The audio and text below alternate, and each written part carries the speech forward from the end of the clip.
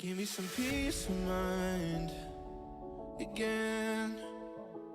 'Cause I've been walking up and floating off the edge.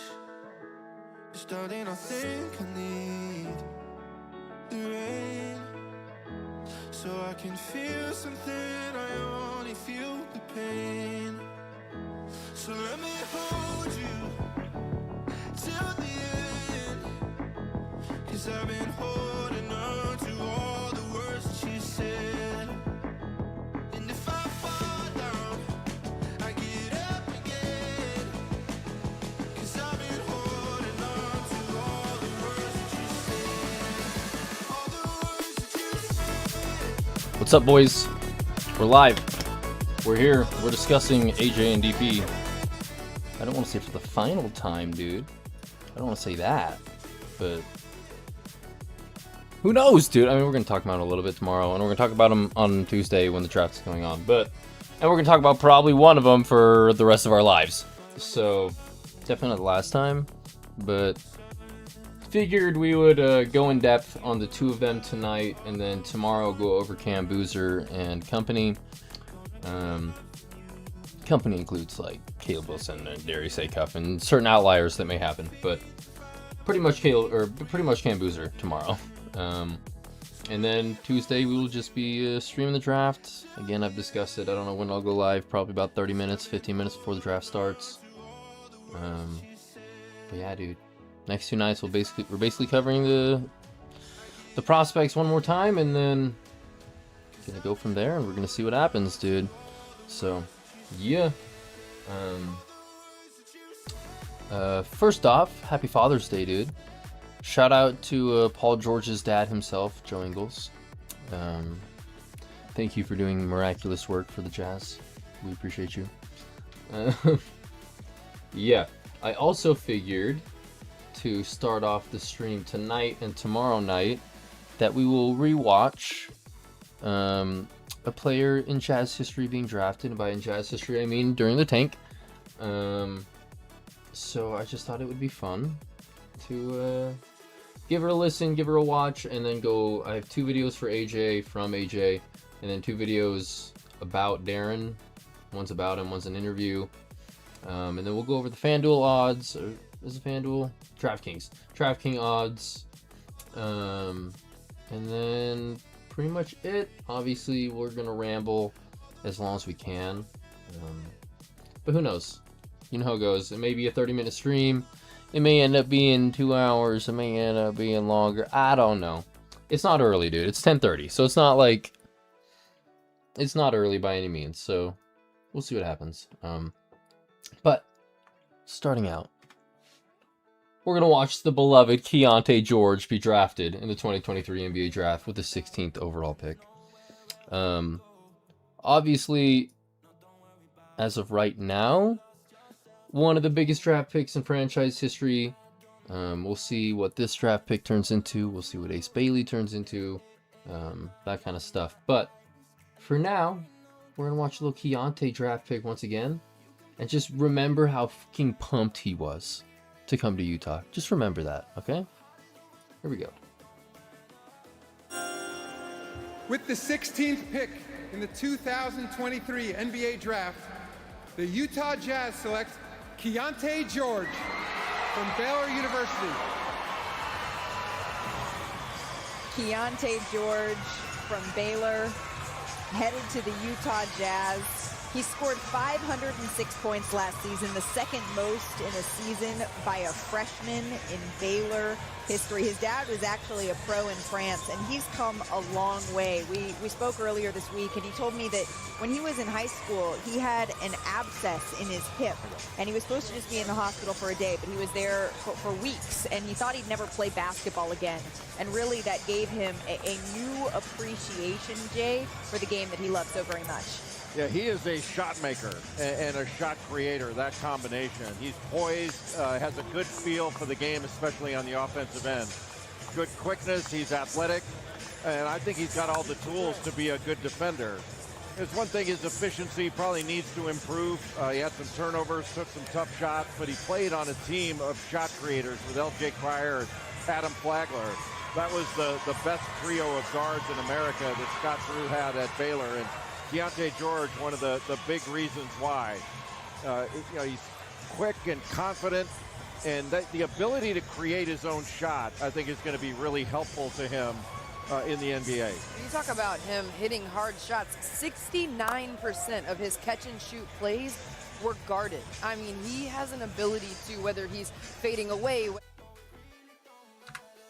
Boom, dude. There you have it. Keontae George being drafted. And look how pumped he was, dude. He was so pumped to be here.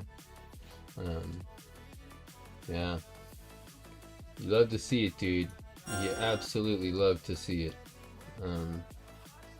But yeah, we will jump into the AJ DeBonsa portion.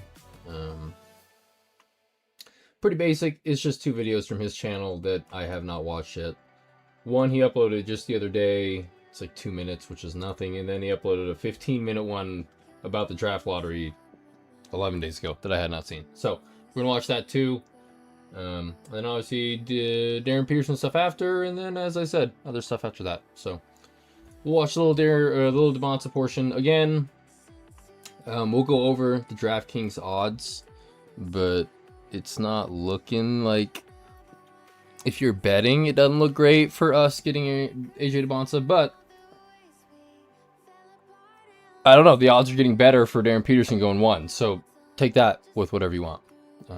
Yeah, we're just gonna watch this and just envision what it could be. Okay. And I'm going to be dunking the sun and recreate this picture.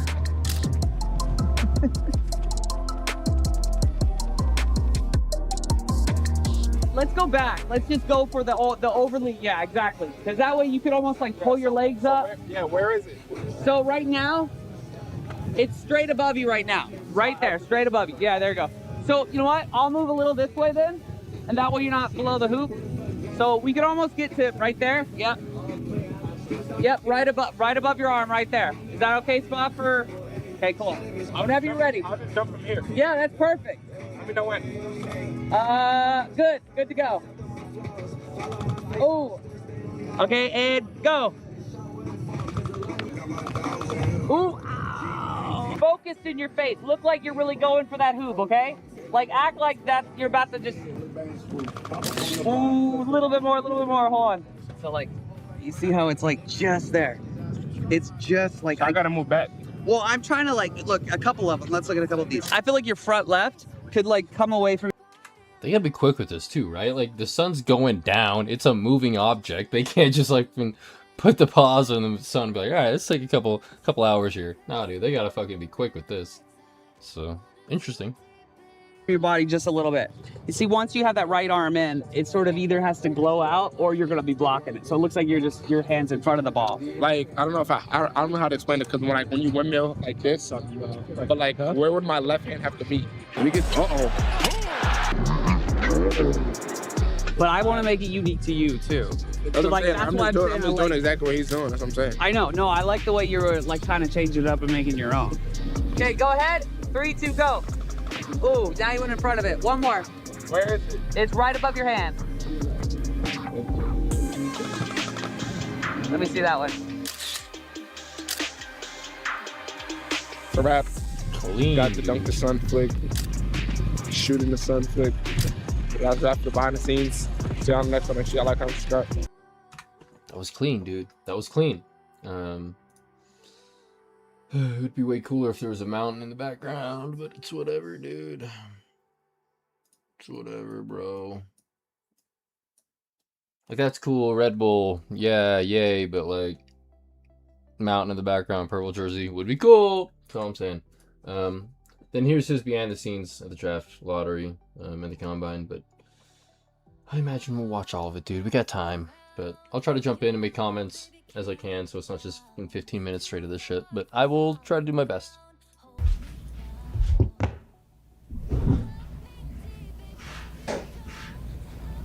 Oh, I can actually fit him. Okay, never mind.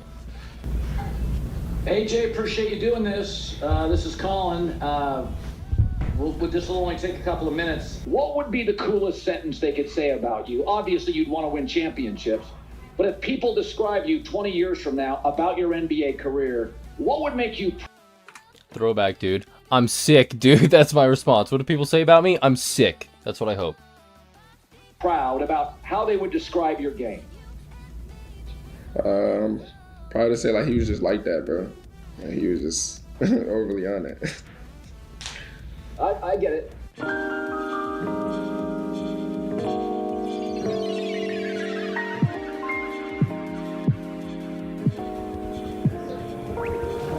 Lotto, 26. Just got here, seen stage. In about 30 hours, we're gonna find out where I'm living for 20 years. So hopefully it's a good place. Nervous at all? Yes. I don't know who it is.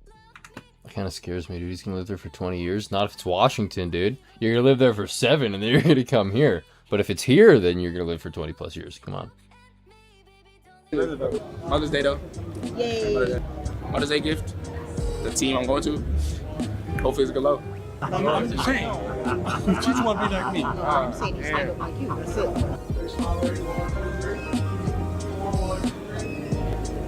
That should work. Yep. Ready, 1, 2, 3. Big smile. This is your first sort of NBA event. What are you looking forward to most in the NBA? Thank you. It's a good question. Thank you. Winning championship. One of the best draft classes ever. Yeah, you've been doing a lot of draft workouts? Not yet. Not yet. Thank you, sir. That's real bleed right there. For our family, USA and shit. We're right next to each other. Stop it. How you doing? Nice to meet you. Scott Perry, nice to meet you, dude. You're never gonna be on my team, dude. Nice to meet you. Bleed right there. For our family, USA and shit. We're right next to each other. General manager of the Sacramento Kings. Good luck, buddy. You fall to 7 today. You don't know it, but you fall to 7. Congrats.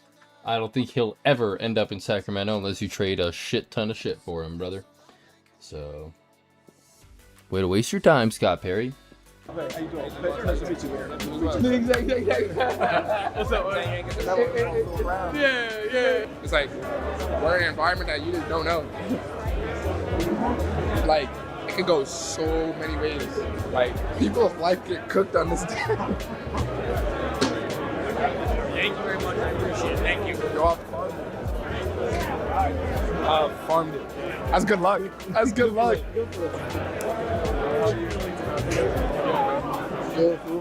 Hey, my mom yet? How you doing? Hi. I'm Jeremiah. Nice to meet you. How you been, bro? Huh? How you been, bro? I'm sure, bro.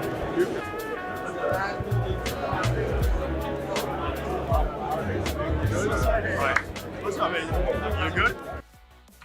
It's also too bad, dude. You're not going to Dallas, so Masai, you're wasting your freaking time, dude. Good guy, Masai Ujiri, but you're wasting your goddamn time, brother. Everything good? Good luck, man. Good luck. Congratulations. Thank you. I appreciate it. Woke up a little bit. Push a lot, man.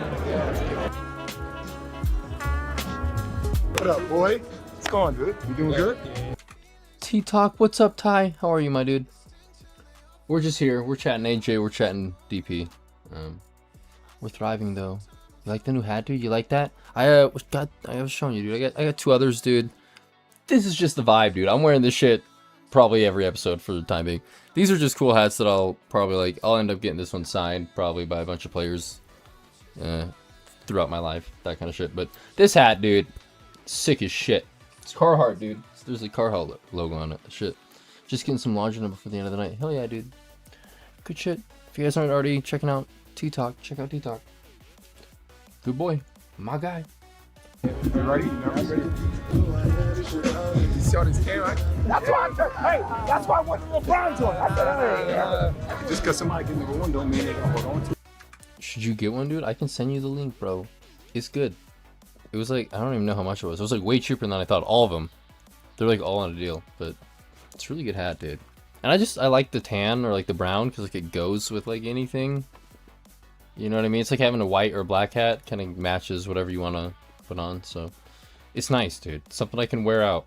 It's not just a bright ass purple hat that match anything. No offense. I love purple. I love the Jazz, but it just doesn't appeal. Dude, I have a green Carhartt shirt too. Yeah, dude, so you'd match. It'd work out well. Green and tan is a good color match too.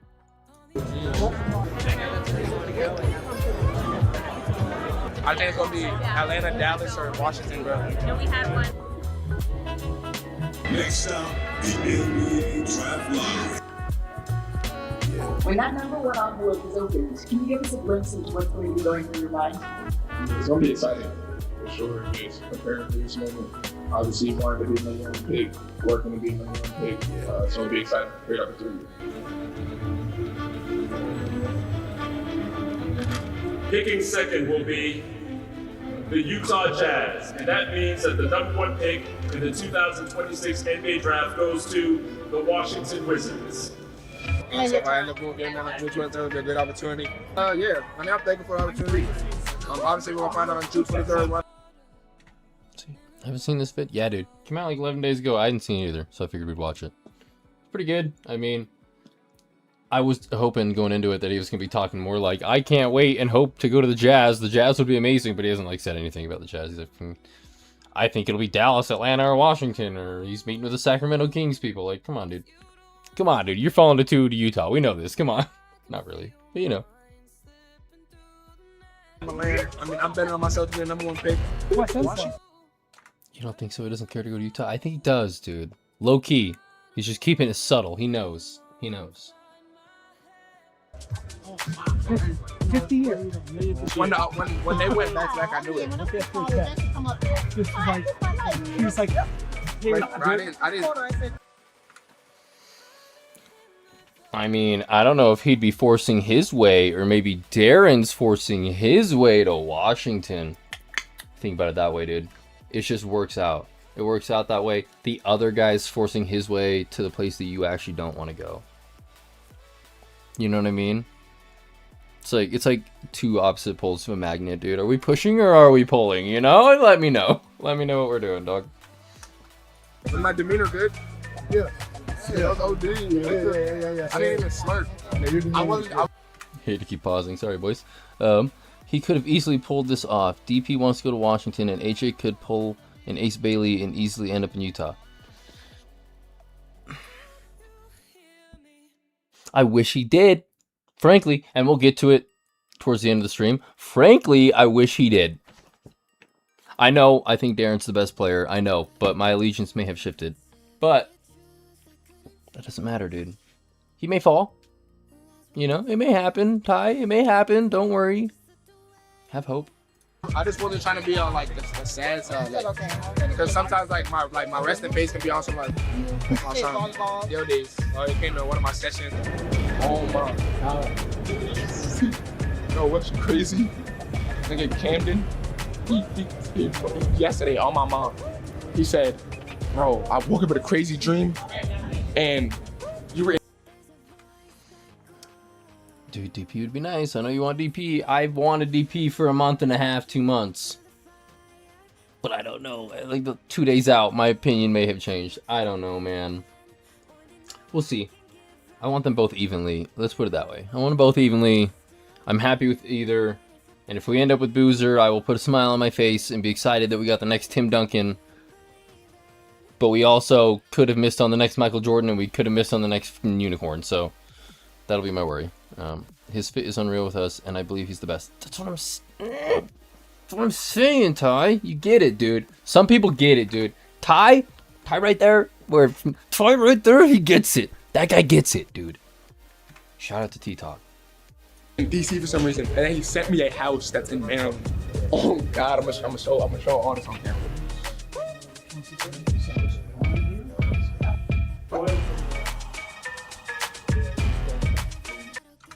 We're getting one of the 3 of them, dude. Look at that. What a dream.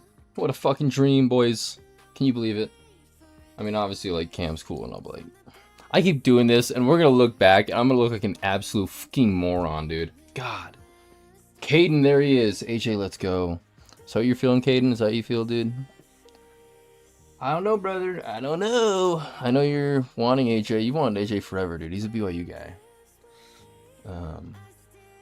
Shout out to the 8 viewers, dude. Shout out to the 8 viewers. I think that's the most we've had at one consistent basis. So shout out to you guys. But yeah, dude, Cam's all right, but I'm sure, like, in hindsight, we're gonna look back and look at my streams and be like, what the fuck were you doing, dude? You were talking shit about the Utah Jazz legend Cam Boozer. Like, I don't know. Anything can happen, dude. I don't know. But I really think, and I'm sure Ty, you agree, most people here would agree, it's gonna end up being AJ or DP, and it's probably gonna end up being DP. But for you Cam Boozer believers, there's hope. There's more hope now for Cam Boozer than there was a month ago. So don't ignore that fact. Let's see. You got to stream earlier, bro. More viewers. I'm not asleep. I love you. Dude, you're right, Ty. I should. Tomorrow I'll try to stream. That was kind of my thing, is I was gonna like slowly ramp it up. Like tomorrow I'll probably stream at like 7 or 8, and then obviously Tuesday I'll be going live at like 5:30 ish, 5:45. So no way Washington takes DP. Tell me more, brother. Give me your information, because, like, I would no way say that there is no way that Washington takes him, dude. Like, I don't see that. I think there's a possibility that they do. Frankly, I don't know if it's like, I mean, we'll look at the odds, but, like, I don't think it's, like, a crazy number, like, but I think it's possible, bro. I'd be shocked. I got sources. What are your sources, dude? Are your sources that fucking what's his face? That the Dallas Mavericks, or like the Dallas Wings reporter, whatever the fuck his name is? He's been blowing up the last 2 or 3 days. Is that the guy, dude? Is that your source, Ty? Let me know. Let me know, brother, because that guy fucking knows his shit. There's no doubt in my mind. Exactly. That's my guy. That's what I'm talking about, dude. That guy knows his shit. What's his name? Grant something. Grant some crazy name. That's so funny. Crazy sources, dude. Whatever he says, believe it. What did he say today? I can't remember what it was. It was so funny. I'll have to look it up. Unless you saw it, Ty, send it to me. It was so funny. It was so good. It was like, the Jazz are not it's like, so his sources were like so confirmed. I was like, dude, how the fuck does this guy know? You look at his page, it's like WNBA highlights. You're like, what the fuck is this guy? So yeah, unless that's your source, dude, I don't know what to tell you, bro. I don't know what to tell you. But yeah, dude, we'll get back to the, I don't know what we should call these three, dude. The big three, like, I don't know.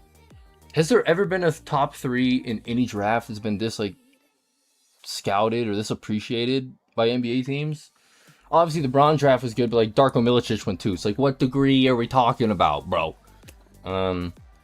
If you want to argue top 5s, then maybe that's a fair argument there. But boom, boom, boom, top 3. Like, these guys may all be Hall of Famers, which I don't know if you've ever had that kind of power at the top of a draft. So, dude, all he posts about is Dallas Wings. That's what I'm saying. It's like WNBA shit.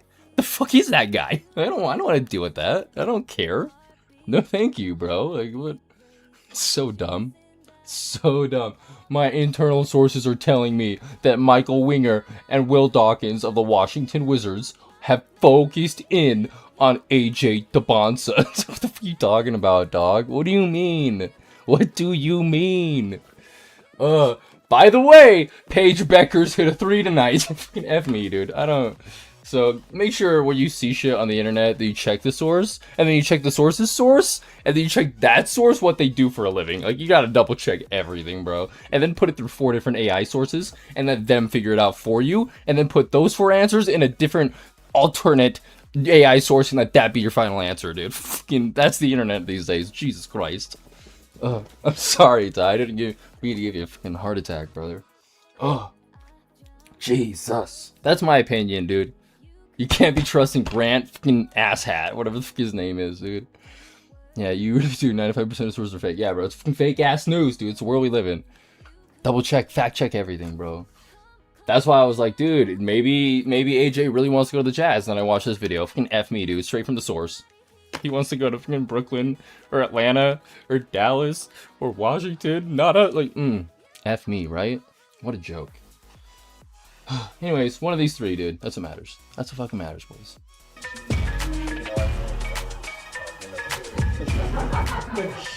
Give me your here's already 1, 2, 3. He sent me a house in Maryland at 9:50 a.m. Camden. He sent me a house in Maryland at 9:50 a.m. That's that right? Wale gonna be happy. And after Dallas and Atlanta went back to back, I knew I was going to DC. So we're taking the bus. I knew it, bro. Nigga, Dallas was 8.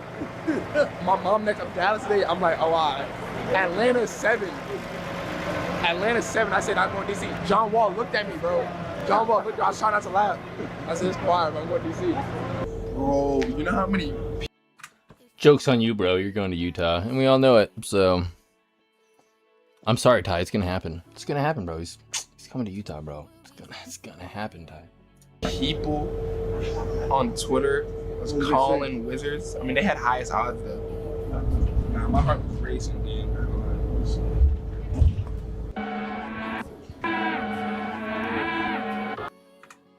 Well, that's what... Oh, is that your source then, Ty? Is that what you're saying? If you've not seen this clip was on Twitter like a couple days ago. Yeah. Mainly he was like, did he just say the N-word? Everybody was like, did AJ DeMonto say the N-word? Which is like, not shocking, dude. Like, I think he's allowed to, I'm pretty sure. But it was just funny. It was like all on Twitter, like, I don't know, AJ DeMonto said the N-word. Like, watch this. It's funny. Dallas and Atlanta went back to back. I knew I was going to DC. So we're taking the bus. I knew it, bro. Nigga, Dallas was 8. Right there. And everybody's like, what? The dude from Utah? It's like, yeah, dude, he's from fucking Boston. He's allowed to say that shit. I promise you, bro, he's going number 1, right? Remember, I'm not, dude, I don't disagree. Don't put me into a corner, bro. Okay? Don't put me into a corner, Ty. I agree with you. And so does DraftKings, and so does fucking FanDuel, and so does, I'm sure, everything you can bet on, dude. I'm sure you can bet on all that. But sadly, I would love him in Utah. It'd be nice. Just think of the billboards. I know you don't live here, Ty, but just think of the billboards driving around. The AJ DeMonto just dunking shit. Oh, it'd be so sick. Him and Ace Bailey. Be sick. What'd Caden say, dude? What about Cam Boozer? You think Wizards pass on AJ and DP? Cam or Caden? Brother. Caden. Let me do the full cam for you. Caden, brother. I don't think so. We'll look at the odds. I mean, Ty, you can jump in and give your opinion here. I don't think there's a chance at this moment in time that they take Cam Boozer at 1. I don't think there's a chance. If they do, good God. Like, I would love my life, dude. What do we choose between DP or AJ? Fuck me, dude. What do we do? It'd be tough. It'd be tough. Let's see. Wizards are stupid. They might do it. Okay, Caden. Okay. I would love to agree with you, Caden. Frankly, I would. But you're going to have to tell me who in that organization right now, other than the owner, because fucking whatever his name is, Leonis, or fucking, I forget his fucking first name, whatever. He's been around, and he gave Gilbert Arenas the fucking worst contract maybe in NBA history. And I love you, Gilbert. You're my guy. Arizona Wildcats till I die. But like, he just doesn't. That's the only problem. If you look at their GM, you look at their president of basketball ops, you look at their coach, you look at fucking everything around them right now, culture-wise, I don't think they got anything stupid going on. I mean, I would obviously rather have the Jazz's situation. There's no debating that. But if you look at the fucking Wizards from 5 years ago compared to what they are now, they're in much better shape. So, no, they're not stupid enough to take Cam Boozer 1 overall. I don't think. We could be wrong here. I mean, again, I've said it before. Maybe like 10 hours or 5 hours before the draft, so like some odds start changing. It's like, what the fuck? What word's going around? The Cam Boozer might go 1, and then fucking Shams like an hour before is like, Wizards are gonna take Cam Boozer. Prepare yourself. Like, I don't know. Anything can happen, bro. But I don't think so, Caden. I do not think so, brother. See, Boozer's going 3 to Memphis. Lol, no chance. Yeah, we'll have to look at the odds again. We'll do this later, but Boozer's going 3 to Memphis. If I felt comfortable about making any bet at this moment in time, it's Cam Boozer going 3 to Memphis, which is crazy because a week ago I'd have been like, AJ going 1 is the safest bet, and Darryn and Cam, who knows which one goes 2. Now I feel way more comfortable about Cam going 3, and it's like, who's going 1 and 2? That's kind of my question right now, which is why we're making this stream tonight, and then tomorrow it's just gonna be like Cam and Co. And we're just gonna do whatever. It's going to go exactly how we think it's gonna go. Yeah, bro. I think that's it. I think historically it typically goes how, I mean, Occam's razor, bro. Fucking the most likely outcome is normally the outcome. So, it'll probably play out that way. AJ 1, DP 2, Cam 3, Caleb 4. But number 5 is a good question. I still think it's Darius Acuff. The Kings jump up. That's my question, or my bet. But it could be like Keaton Wagler. We'll jump into that. Might be Keaton Wagler 5, that kind of stuff. But I think 1 through 4 is like pretty fucking locked. It should be. We'll get more into it, but Wagler of Kings don't jump. Yeah, exactly. If Kings don't jump, if Clippers stay, it'll be Wagler. I feel pretty good about that. But if Kings jump, it'll be Acuff. If Brooklyn jumps, it might be Michael Brown. And if Atlanta jumps, it'll either be Michael Brown or Ade Mara. There's a lot of report, especially now tonight's trade. I don't know if you saw. Oklahoma City sending Aaron Wiggins to the fucking Hawks. And I can't remember what they gave up. It was like fucking assets. That's all that matters was assets. So the whole idea was like, yeah, Atlanta's definitely taking Ade Mara now. So that's kind of a report. Ade Mara going 8 to Atlanta is like locked in. So the only option is if they jump to 5, they're probably taking him because they got worried that somehow Brooklyn might take him, which wouldn't make any fucking sense. So I don't know. Second round pick, is that what it was, Caden? I could pull it up on Instagram. But yeah, second round picks for fucking Aaron Wiggins. Was it, how many seconds was it, Caden? Wasn't it like, it was like a least favorable of one team and then just like a normal like 20-30 second pick or something, which is cool. Like Aaron Wiggins is good. You're gonna have to pay him at some point. Like he's like a sensible level kind of guy, but I don't know, bro. I don't know.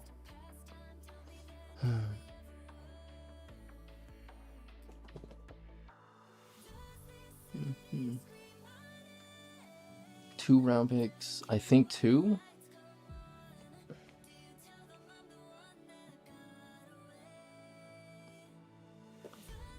Oh, it's fucking J-Dog Duck, dude. It's Jordan, the GOAT, dude. How are you, Jordan? I love you, my man. That is a human being that I always love in my life, boys, is Jordan Duckworth, the GOAT. How are you, dude? Long time no talk. Hope you're doing well, my guy. What 2 picks, though, Caden? You gotta, like, let me know. You can't just say 2 ducks. Chilling, brother. Had to show some support. I appreciate you, Jordan. I appreciate you. I know you don't really give a shit about sports, so I appreciate you jumping in. Yeah, Caden, be specific, dude. I don't want to look into it. I don't want to be like, which second round picks to the... I don't care. I don't really care. It's not a big factor for me. But yeah, we'll get back to this AJ video. We're going to watch it. We're going to finish it. And then we'll jump into the rest of the shit, dude. Because we're almost done here. I mean, we've already been going 32 minutes. Who knows? Who knows? We just fell from 9 viewers to 1 viewer in freaking 2 minutes. So I don't know what the fuck happened, boys. So we're going to get back to this and see what happens. My mom next up Dallas today. I'm like, oh, all right. Atlanta 7. Atlanta 7. I said, I'm going to DC. John Wall looked at me, bro. John Wall looked at me. I was trying not to laugh. I said, it's quiet, but I'm going to DC. Bro, you know how many people on Twitter was calling Wizards? I mean, they had highest odds, though. How he says, I don't know, dude. I wish I could screenshot my little corner of my screen right here. This is 1 viewer. It was at 9. And then I started talking about whatever the fuck I was talking about, the Atlanta Hawks and Oklahoma City trade. It just went down to 1. So it's just you, Ty. I don't know what the fuck's up, brother. Good shit, though. I don't care. It's funny. Nah, my heart was racing, man.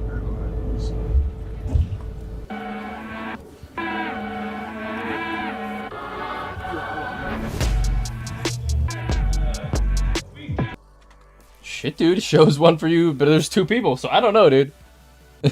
We got 2 people commenting, but 1 viewer, so I don't know what the fuck is up with YouTube, but here we are.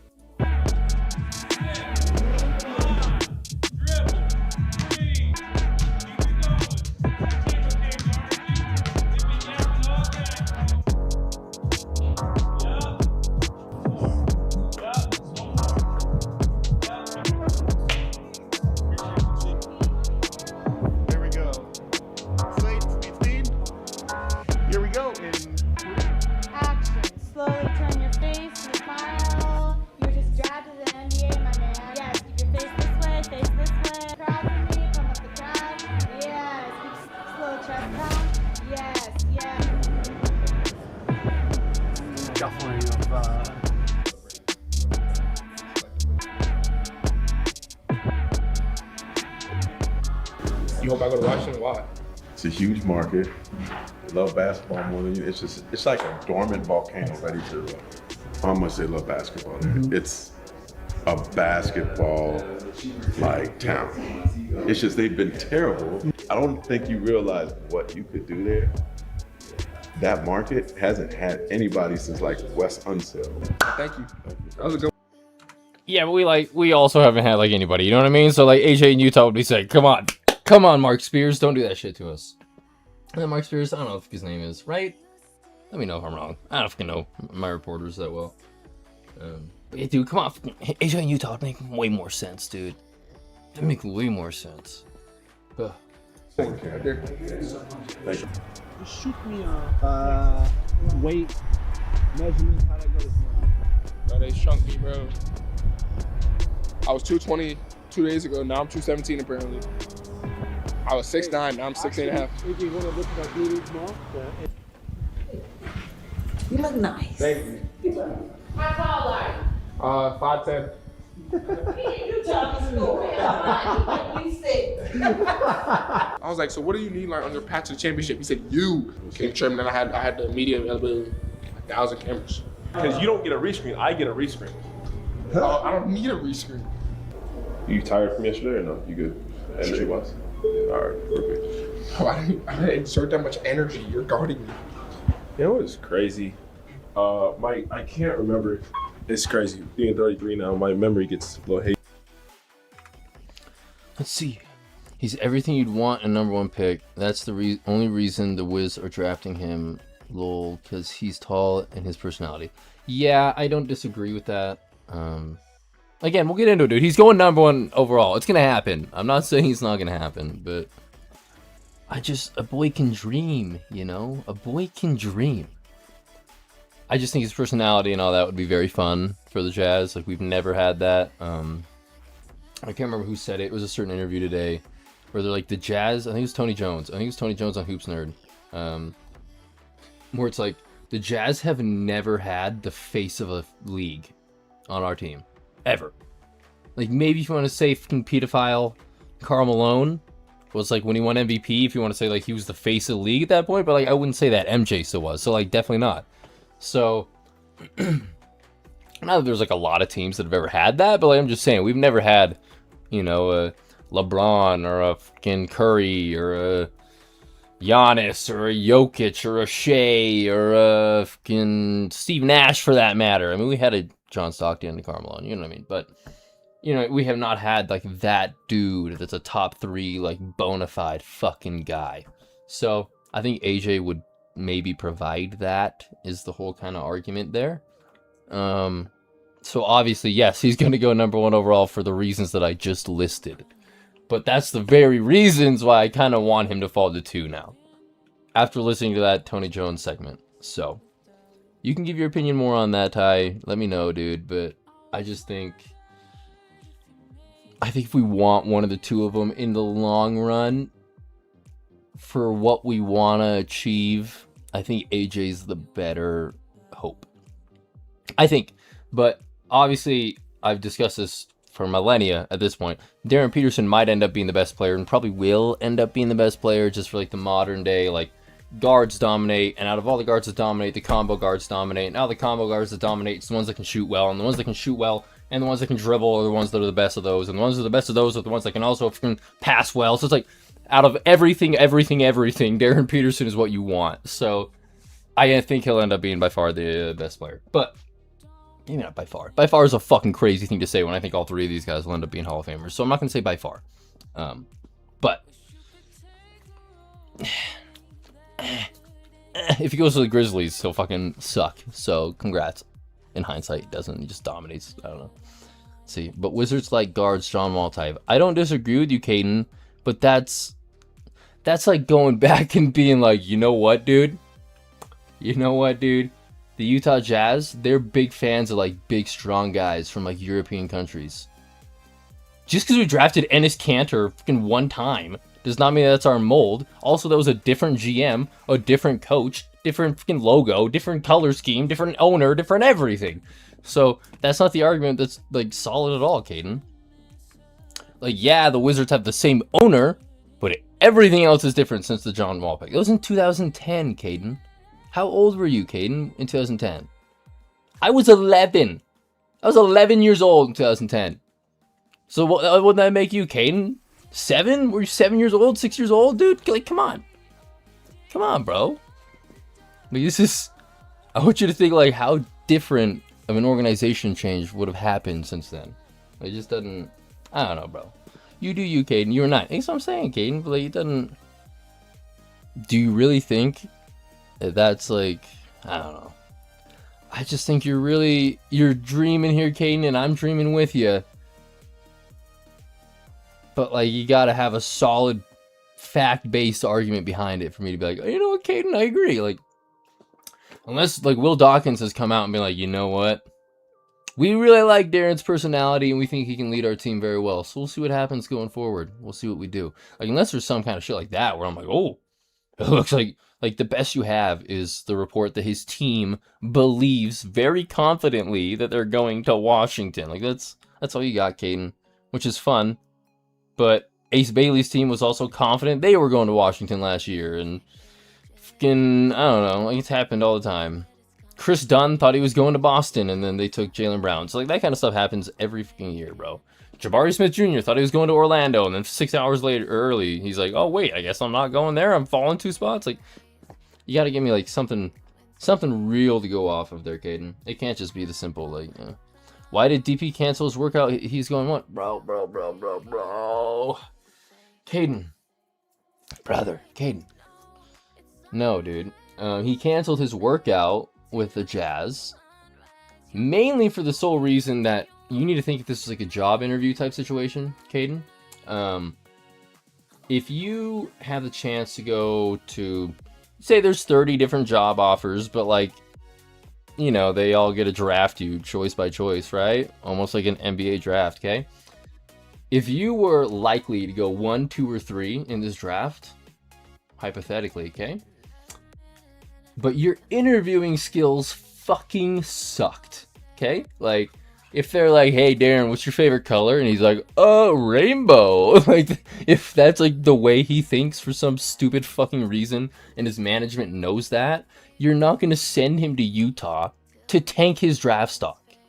You know what I mean? That's just not going to happen. So they're going to go to Washington, do whatever they got to do.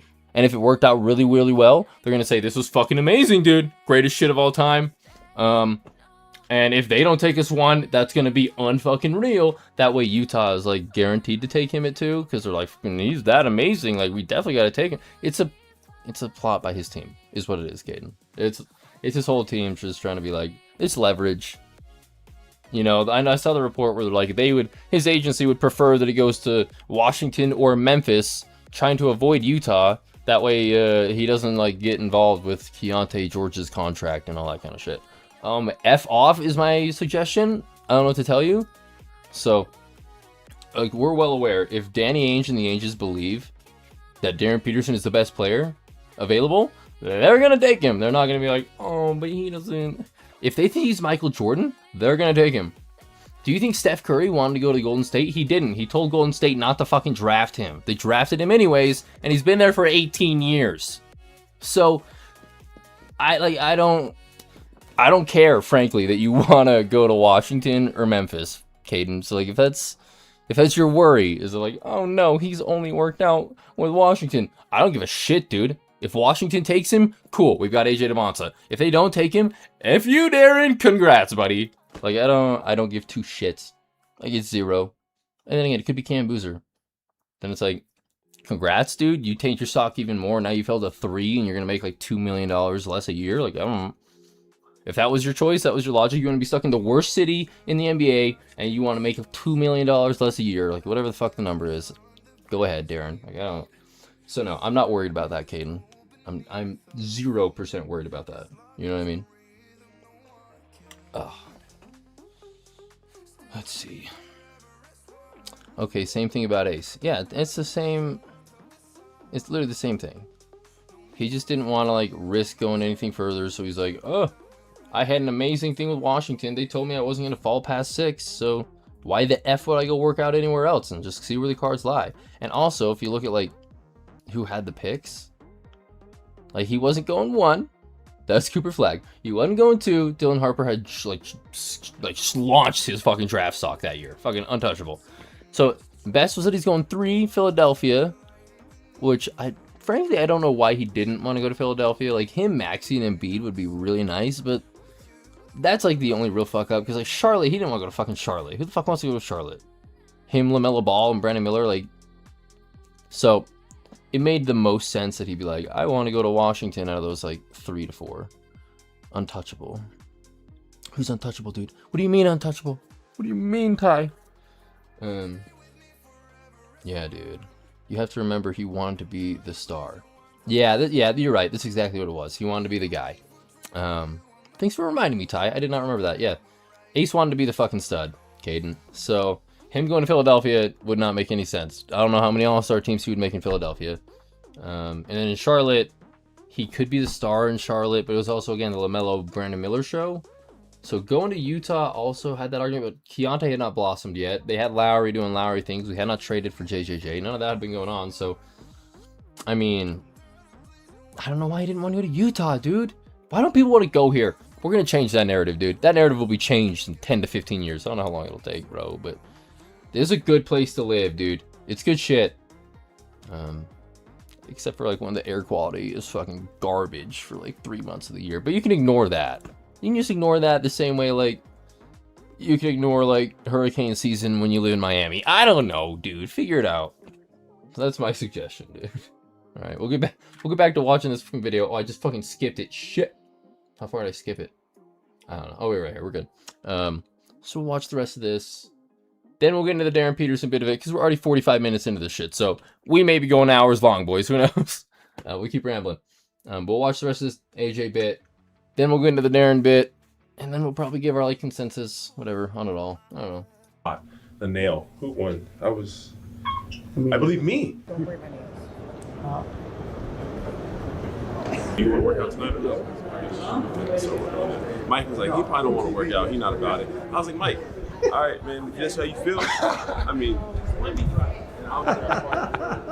he about to get 17. He think he's done. Hey, you got 5 more. Your confidence about to be here. Cause I be getting like 12, and I be like 12 out of 20. But I got 5 more. Man, bro, I'm about to. A year in Indy. We chilling, and Lance sends me a video.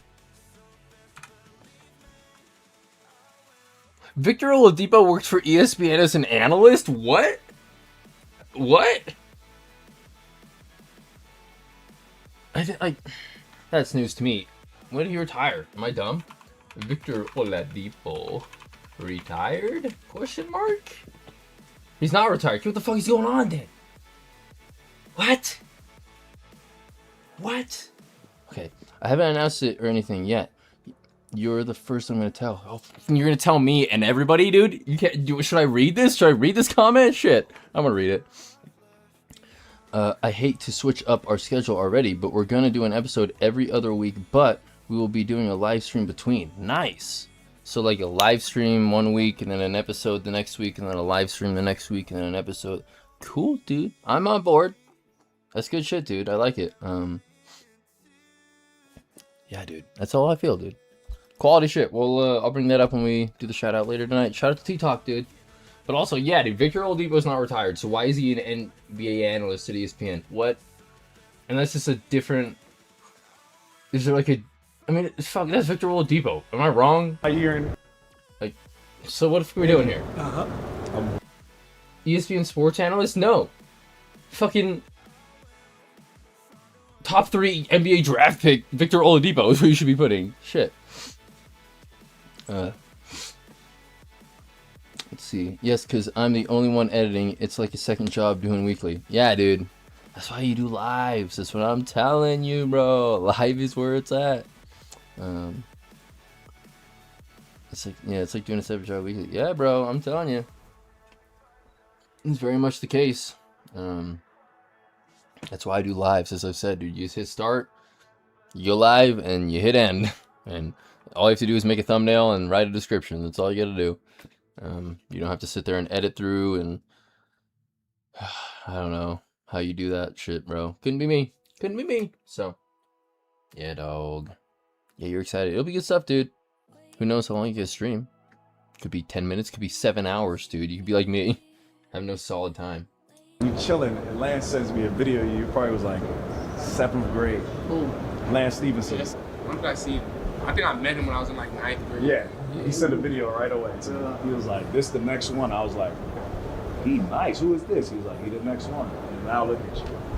So just remember that. All right? Yeah, exactly. Appreciate you. Much love and respect. I've been watching you for a long time. Keep doing you, bro. Thank you. I will.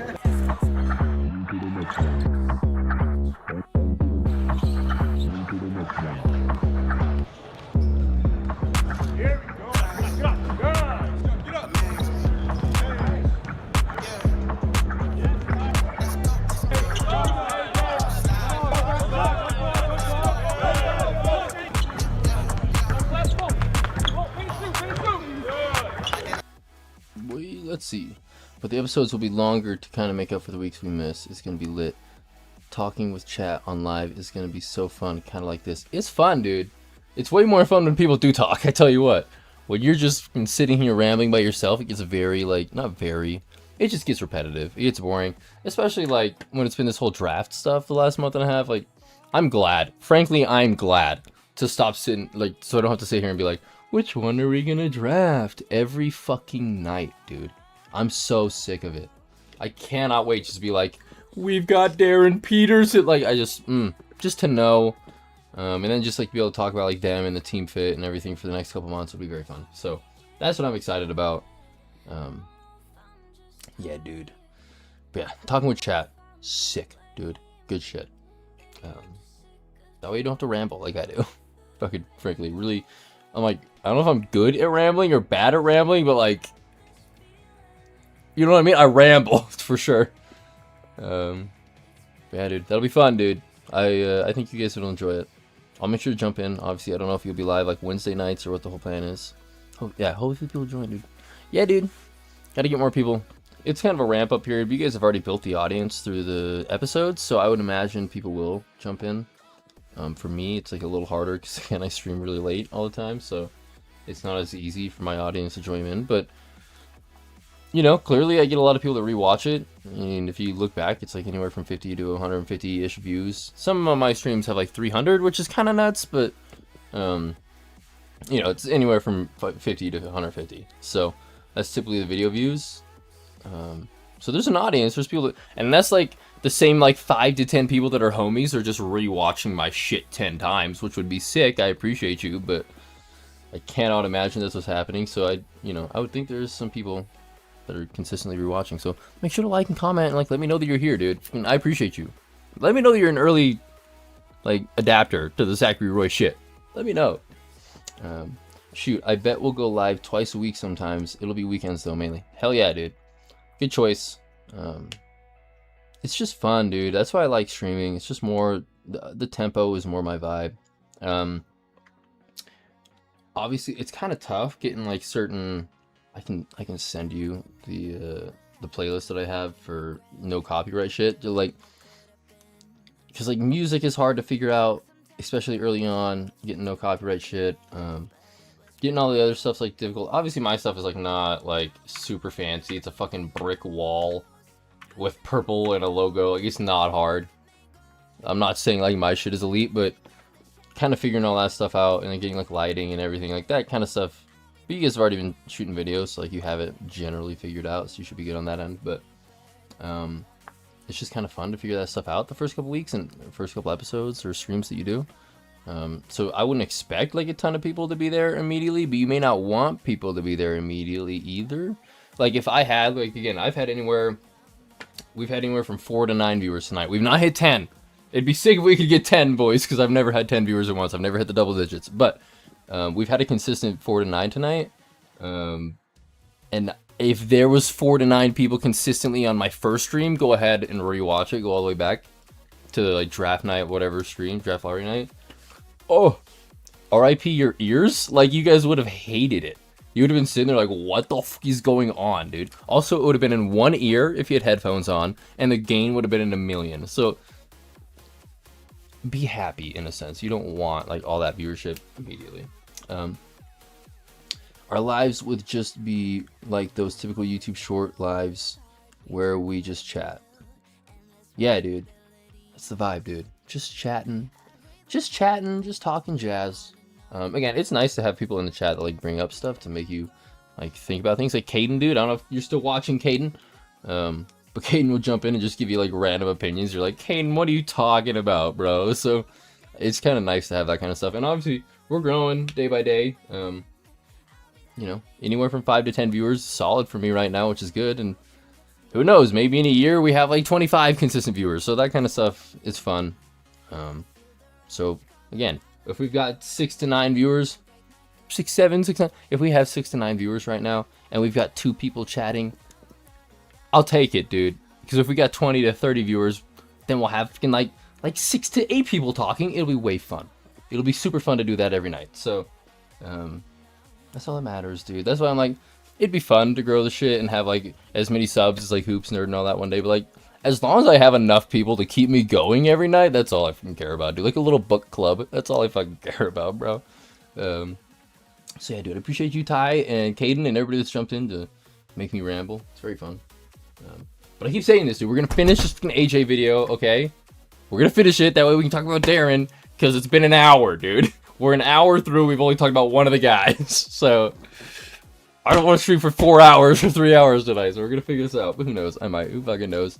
If we still have a consistent viewership, I'll just keep rambling, dude. I'm not one to slip away from fun shit. It's not me. So we'll continue. AJ going 1. I know it's gonna happen, but we can dream, boys. We can dream. What was that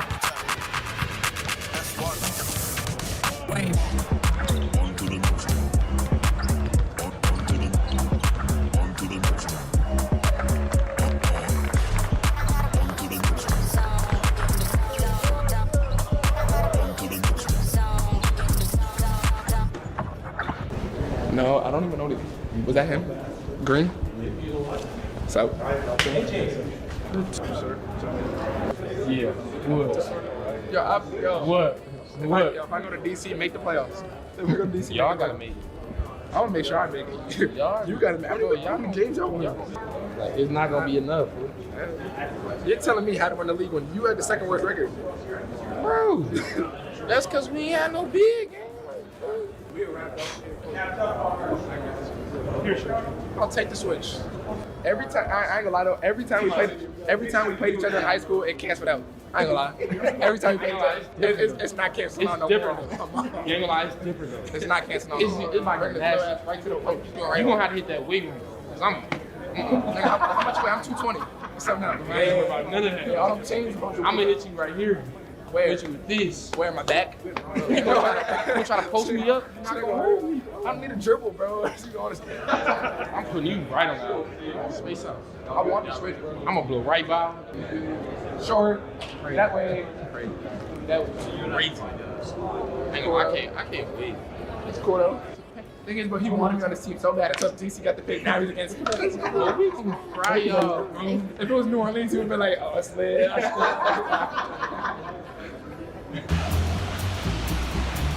Try and deep dish pizza today. I bet I'm gonna die for 4 weeks. Trying to switch it up. Pepperoni John. We'll do the classic. Yeah. Cool. Do the classic large, please. Oh, they got hot honey on the pizza. So medium, 2 each. It's cool. Maybe I want even more, but it's cool. It's cool.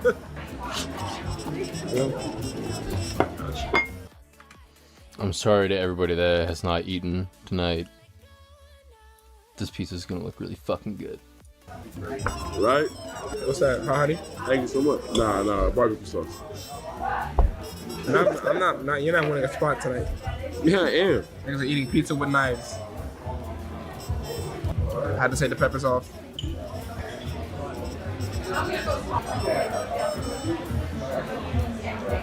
It's alright. Out of 10. Bro, it gets me belly laughing when you type people next. Yeah, dude, I'll get so pissed, dude. I defend my team. We'll look at my Twitter later, dude. I defend my shit, dude. If you want a good fucking read, go to my replies on Twitter. I go so hard in the paint, dude. Especially to the Wizards fans last month. F you guys. You should have seen me with the Dallas fans in February. Oh. I was going off on Dallas people for like a month. But like, also, I should be proud of that. I shouldn't be like, I'm the fucking annoying guy on Twitter. Like, no, it's just like specific things. I'll I'll get in like one fight on Twitter with like one guy every like 3 weeks about something specific. But it's so fun, dude. I'm so good at it. I don't want to say I'm good at it, but I'm fucking good at it. Cause like these people will be dumb. They'll just like give me like little stupid things. Like again, a couple weeks ago, some dude was like kept using the letter R instead of saying R, like A-R-E. So it's just like, fucking, you're clearly dumb, dude. You don't want to fucking say R. It's like there's certain things like that where it's like fun on Twitter. But I try not to be like too mean. I don't know. I don't want to make myself look like a fucking asshat or an asshole or like, you know. I'm a good guy, I'm a nice guy, but like if you talk shit on the Jazz, bro, different game, dude. It's a different game. It is a different game. So, yeah, I like that you like that type. I will defend. I thought we'll bring it up, dude. When we look at my Twitter later, I'll talk about my reply to that other guy, dude.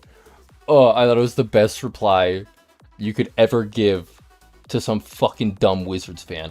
Oh, but it also was like kind of vulgar and not PG, but also I'm not fucking PG, so I don't care. If you're watching this to 6 viewers right now, I would hope at this point you're aware that I don't like not swear. So you'll be fine with what I said. So that's what I'm warning you. But do expect it to be kind of funny. It's good shit. It's good shit. 7.5. 8. They messed up the pizza, put pepper on it when I didn't ask for it. Ended up being free, so 9 out of 10. 9 out of 10. Yeah. No offense, it's such a Karen thing, AJ. Like, first off, who doesn't like pepperonis? What? Like, I understand, like, the people are like, I don't like chocolate, or I don't like peanut butter. Fucking, I'm allergic, whatever, dude. You just don't like peanut butter. It's a myth. It's a myth. There's no such thing as being allergic to peanut butter. But like, how can you not like pepperoni, AJ? What are we doing? What are we doing here? I'm a picky eater, but like, pepperonis, it's just meat.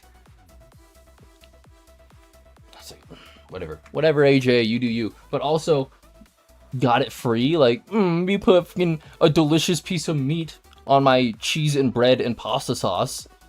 I demand this to be free. I don't know if he demanded it. They might have just been like, I'm so sorry, we're gonna give it to you free. I don't know. But he shouldn't have just been like, we got it free. Bro, you're about to make fucking a $12.5 million, or whatever it is, $14 million contract, year one. Not counting sponsorship deals. Like, pay for the fucking pizza, bro. I'm sorry. Pay for it. I mean, it was an 8. Now 9. It's free. Tastes way better. I don't like tomatoes. I like ketchup. I don't like avocado, but I like guac. Wait, you don't like tomatoes? And how do you do tomato sauce? Like, I don't like tomatoes, like on salads, on burgers, but I eat ketchup. Ketchup and sauce, so you can do that. Yeah, they can't touch food, nothing. So it's better?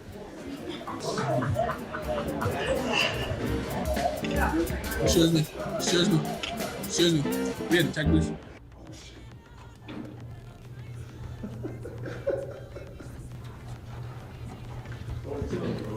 That's crazy. I was ready. My interviews, like, with all the cameras. So, like, what's the last concert you went to? I was gonna say YoungBoy, but I was like, nah, I went to a Country Boys concert.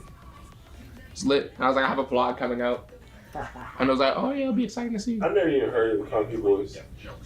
They good? Okay, what's up, oh boy? You don't gonna get fucked up. I was on stage at one concert and I think I'm like, hey, this is probably getting copyright, but whatever. I'm doing it right now. You got it all the way back. Bro, it's free Uber, bro. How's it free? Vouchers. All right. We got an extra outfit. Yeah.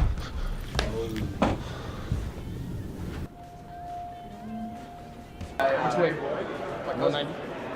Yeah, now what? Now 120. Now 120. Yeah. We not done though. I got a whole second year for me. Bro, this just gonna be your first. This is combine weight. I'm not even a full 220. You like combine weight. I give you like 205. That's combine weight. I give you 205. 190 off the year. No. 225. You gonna feel this bump. I give you about. I'm gonna go lab though. You keep playing with your jewelry and your gang. I worked out early.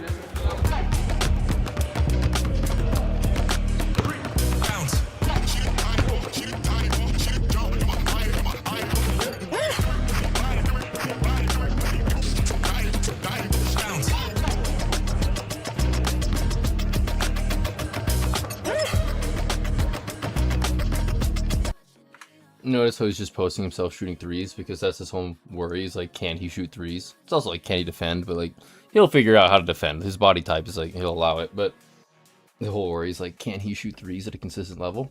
Well, let me post you a fucking 45-second clip of me just fucking draining threes.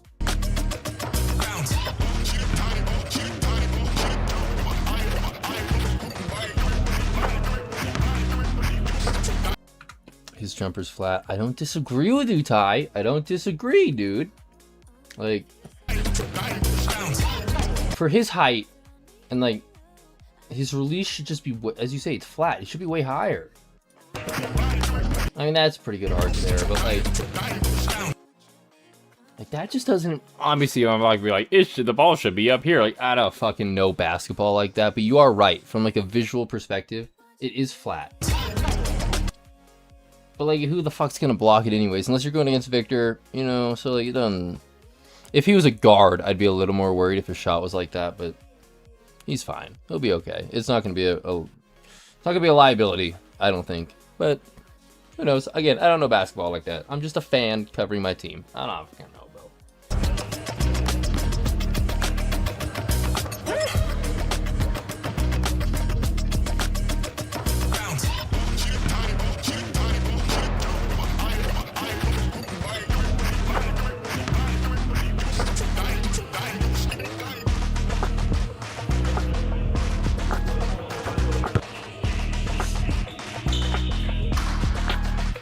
Then a highlight dunk at the end, dude. Let me show you a bunch of clips of me shooting threes and then dunking over a guy, dude. Yeah, he's going number one. I don't think there's an argument there. Yeah, dude. That's basically it for the AJ coverage. It's been fun. Obviously, we'll talk about him a little more on Tuesday before the draft, ramping up to it. And then if we draft him, obviously I'll be talking all about him. But in general, likely this is going to be the last little bit I talk about AJ. Unless it's Tuesday a little bit, and then after that, it's probably just whenever we play Washington going forward. So, it's been fun, dude. AJ DeBonsa, you're a good cover, man. Shout out to all my BYU fans. It's going to be tough for you guys not to see him in a Jazz jersey, because it's, again, we'll look at the DraftKings odds or whatever it is. So, it's not likely he'll be in Utah. But it's been fun covering him. He's a good guy, good personality. I wish he didn't go on this like huge podcast tour that he's gone on last month. It's been a little obnoxious, I think. But aside from that, dude, it's been fun. Good dude. Washington's going to love him. Fan base is going to love him. He's going to be on every billboard alive. So good for him. It'll be fun. But with that being said, AJ DeBonsa, again, that's a I'm not subscribed right there. Tuesday night, if we draft this ass, dude, he might be subscribed to. So we'll see. But yeah.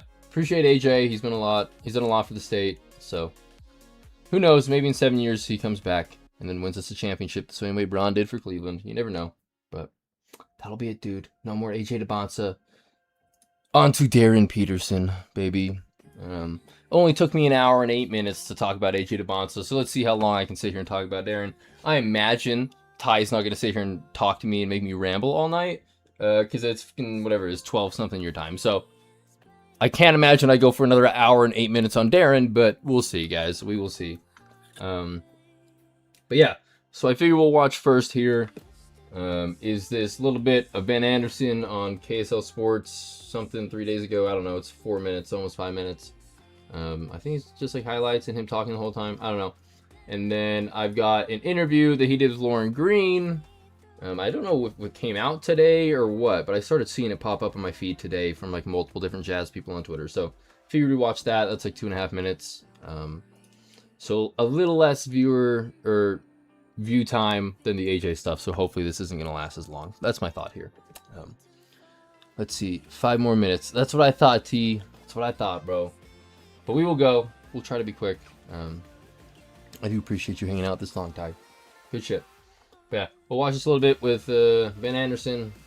Talk about Darryn for a good 30 minutes-ish. And then we'll do our nightly shout-outs and then call it quits, dude. And then we'll be back at it tomorrow a little earlier than tonight. And then we'll be at it the next day even earlier than that. Yes, sir. Let's go, Ty. It's getting closer and closer to the NBA draft with the Jazz picking at number 2. Last week, we had Ben in to talk about A.J. Dubonsa. This week, we're going to look at some of these other guys that the Jazz could potentially get at number 2. By the way, Ben Anderson, our Utah Jazz insider and host of the Jake and Ben Show on the KSL Sports Zone. Ben, let's talk.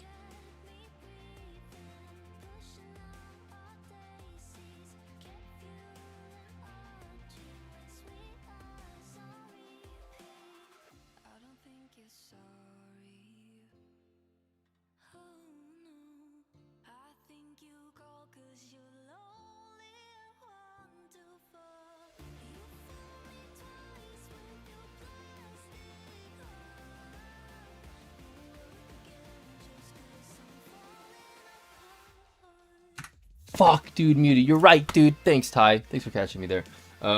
We're at 10 viewers, though, so we just hit it while I was muted, so I appreciate it, guys. Yeah, what did you say? You're excited to stream. Yeah, so am I, dude. I should be aware for everybody, though. Fuck, what was I saying, dude? I just lost my point, my train of thought, because I was muted. Yeah. It'll be fun to stream the draft. Yeah, dude, I lost my train of thought. But shout out to the 10 viewers. We'll get back to it. Just talking Darren, talking all that shit. I do apologize for the fucking whatever that was, 45 seconds to a minute of me just fucking talking. So that's funny. But here we are, a little more Darren. But it will be fun, Ty, to be streaming that shit. It'll be very fun. Talk about Darryn Peterson. This is a guy who's got a lot of athleticism. I remember what I was saying, dude. I was talking about I'll be watching the draft on my phone, dude. So don't expect on my draft to be hearing in the background. Like, I don't want the NBA to sue me, is my worry. And I'm sure they would. So, like, imagine, or like, be here Wednesday night. Wednesday night, I'll be like looking at all like the highlights and stuff from the night before. So we'll be getting the clips then. But Tuesday night, I'm not going to be watching it or like having the audio for it. So I'm just going to be watching it from my phone like this, probably. So you might be hearing a little bit of the audio. But it's mainly like me talking about the draft and me reacting to the draft is what's going to happen. So don't expect like a, live coverage of the NBA draft from my perspective. Like, it's not, I don't want to get sued, brother, frankly. Also, 12 viewers. I appreciate you guys. New peak. It's going to be on my TV. Should I mute it or turn it down? I think you can still have the audio. Like, that's my thing, is like, I still want a little bit of audio so you can hear it. But I don't think you want like just the pure audio. It depends. Because it's not just all NBA coverage. It'll be like ESPN or CBS, or like, it depends on what you're watching it through. I'm sure it's with like Malika Andrews or whatever on ESPN. But in general, I don't know if they'll come sue your ass for the audio. So I'm going to try to avoid it best I can. We're at 15 viewers. Holy shit, we're rolling. But yeah, that's my plan, Ties. I'm not going to have any crazy, like, suable. I'm going to try to avoid that at any cost. But also, I'm a little jazz YouTuber, so I don't imagine they're going to even notice my shit. But yeah, that's the whole game plan for me. So hopefully you guys do something better. I know Jazzmen are going to be live from the actual event down at Southtown, so that'll be really fun to watch. So if you guys are enjoying my stuff at all, like Jazzmen are going to be really having good stuff. And then T-Talk, I recommend you guys do what I do and just avoid copyright things if you can. But if you want to sit there and just like have it on your phone, it's like show the camera, you know what I mean? You can do that. But I just, I'm going to avoid that best I can.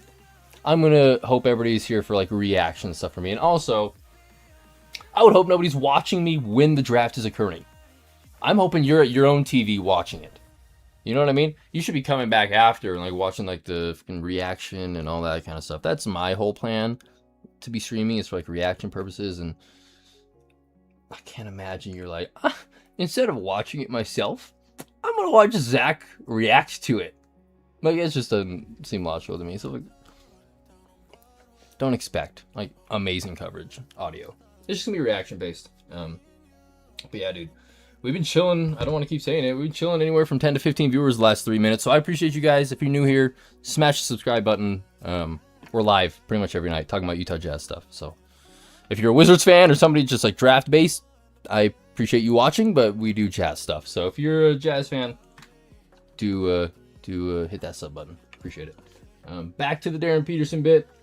Again, this is a likely outcome, so we should probably spend the most time on this, but whatever. He's an electric scorer. How does he translate to the NBA? Yeah, it's this funny thing where he was not the #1 ranked high school prospect. That was AJ DiBonsa, who we talked about last time. And still, most mock drafts had him as the #1 guy in the draft. Right. So he's got that type of talent. He's an elite shooter. I think that's what really gets overlooked in his game. You've heard comparisons to Kobe Bryant or Michael Jordan. That's out there, don't get me wrong. It's really the shooting that I think is going to separate him and makes him such a highly touted NBA prospect. He's going to be one of the better shooters in the NBA if he hits his prime, and he was at Kansas in his lone rookie season or his freshman season. So that's what's going to translate immediately, and then it's some of the ball handling skills, the playmaking skills that he flashed intermittently. He didn't do it a lot. He did not have a perfect season at Kansas beyond even the injuries and the full body cramps that I'm sure everyone's heard about. But if those come along and he can get back to where he was as a playmaker in high school, and then you team it with the shooting, which really wasn't his strength as a young person, then it really starts to be, the galaxy brain, perfect scenario where he slots in right next to Keontae George, maybe eventually replaces Keontae George, but gives the Jazz that big, dynamic, on-ball scorer, shooter, and playmaker that I don't know if they've really ever had. I mean, even a higher ceiling than a guy like Darryn Williams or Donovan Mitchell. Yeah. So you talked about some of the comparisons that he's drawn. I read one this last week from ESPN that they say he's like Damian Lillard, but more skills. Like, what are some of those skills? You mentioned. He's a 6'6" Damian Lillard that's more athletic. But no, dude, we should be taking Cam Boozer, right, guys? Fuck. Jesus Christ. Some of the ball handling that he flashed. Yeah, the NBA is all about. Sorry to keep pausing. We feeling DP? Hell yeah, we're feeling DP, Knife Dog. Hell yeah, we are. Also, love the name, Knife Dog. That's fucking sick. That's the coolest username I've ever seen. Yeah, we are feeling DP. Hell yeah, but also we're feeling AJ DiBonsa, so it's whatever. But also, you just saw me yell at the camera that we're not feeling Cam Boozer, so do what you want with that. But yeah, we are very much feeling DP, Knife Dog. We are very much feeling DP. Spacing, especially on the offensive side of the floor.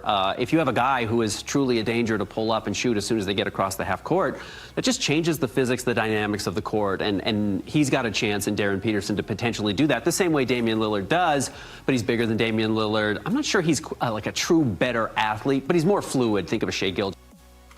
I think he's a better athlete than Damian Lillard. We can have that debate, boys. Let me know in the comments if you think that's crazy, but I think DP is a far better athlete. Like, the argument is, who would be a better NFL player if we're talking, athleticism? Darren Peterson fucking dog walks Damian Lillard when it comes to being, a baseball player or a fucking all-around athlete playing other sports. I don't think that's a solid debate at all. It might be the 3 inches that he's got on him, or the 2 inches, whatever it may be, but the point is still there, brother. The point is still there. Alexander, the way he moves his body. It's not just raw explosion as a jumper, but just perfect body control, the ability to manipulate his defender, which results in free throw or trips to the free throw line. And then defensively, he's way better. I mean, he just gets a lot of steals. He gets his hand on the loose balls a lot. So that's where he can separate himself out from. So once again, it is a taller, more athletic, better defender, bigger Damian Lillard. Sold? I'm fucking yes? I don't understand why everybody's I love it. Cam Boozer's sick. Don't get me wrong, boys. But is the next Karl Anthony Towns / Jokic really better than a 6'6" Damian Lillard that plays defense? I don't know, bro. I'm sold. I know the last week and a half I've tried to coerce myself into it, be like, Cam Boozer's awesome. Could you imagine Cam Boozer off the bat? Fuck no. Fuck no, dog. We're 2 days out. Fuck that dream. Tomorrow we're going to talk about him, so I don't know. But, DP till I die, bro. AJ till I die. Cam Boozer, I hope you have a great, prosperous 7 years in Memphis, and then come over here and make a God squad in Salt Lake City, okay? You, DP, and AJ in 7 years is going to be sick. But I hope your house in Memphis doesn't get flooded. I hope there's no break-ins. I hope everything's safe for you in Memphis, dude. But fucking no. DP. We need DP, bro. 19 viewers. I appreciate you guys. Let's see. I trust the front office's evaluation if it's Cam, but it also just doesn't make any sense. Yeah, dude. Agree? Frankly, 100% agree. I like Cam. I think there's a really solid argument actually that he's the best person out of the three of them. When it comes to, like, who would I trust to watch my kids? You know, given they're all 18 or 19 years old, like, I wouldn't trust a teenager to watch my kids anyways. But if I had to choose, it'd be Cam Boozer by a mile. Like, he's by far the most, like, mature. Maybe Darryn, but Darryn's just really quiet. I don't know. Cam's super fucking mature. Has all the stats, has all the analytics, fucking...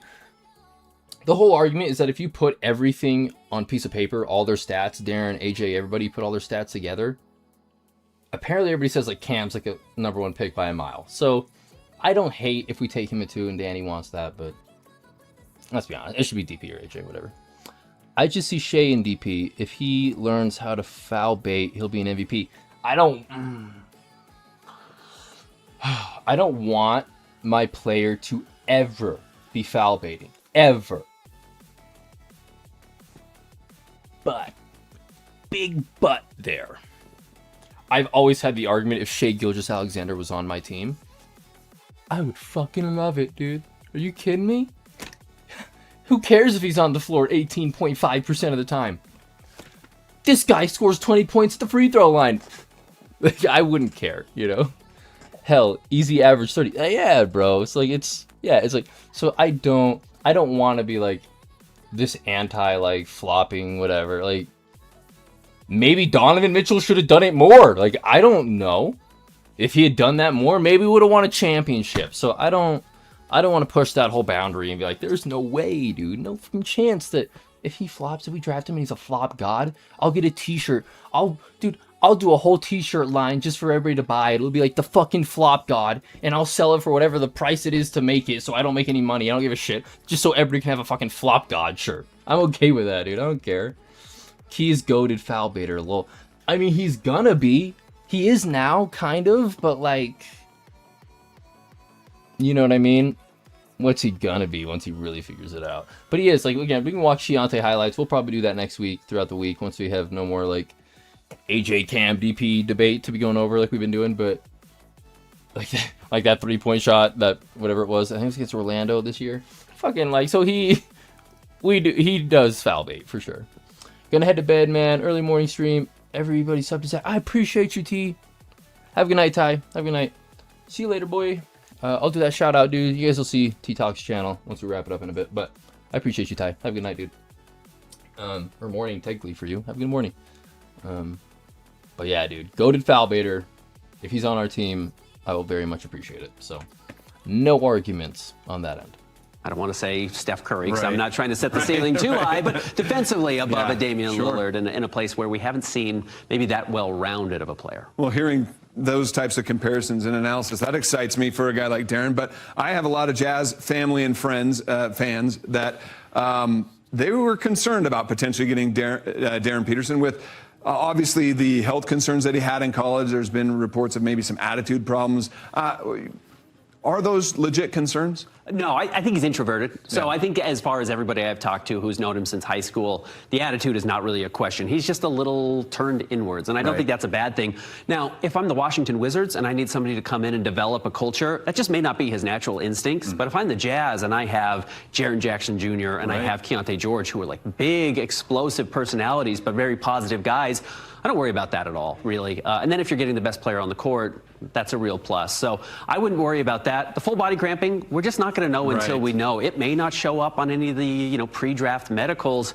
But what happens when he plays 25 minutes or it's 3 games in 5 nights like you see in the NBA? You may just have to slowly work him in. But you look at this Jazz roster, if you're bringing him off the bench, you can do that for 15 minutes a night for the first 40 games, 41 games, 82 games. I mean, Dylan Harper was the #2 overall pick last year. He's coming off the bench for the Spurs in the finals. That's fine. Yeah, that's totally fine. Yeah, he's been a great fit there. I guess I would hope that at the NBA level, too, there's probably better nutrition and training that could maybe help with those cramps as well. All right, so you talked a little bit about it, possibly coming off the bench 15 minutes a night early on.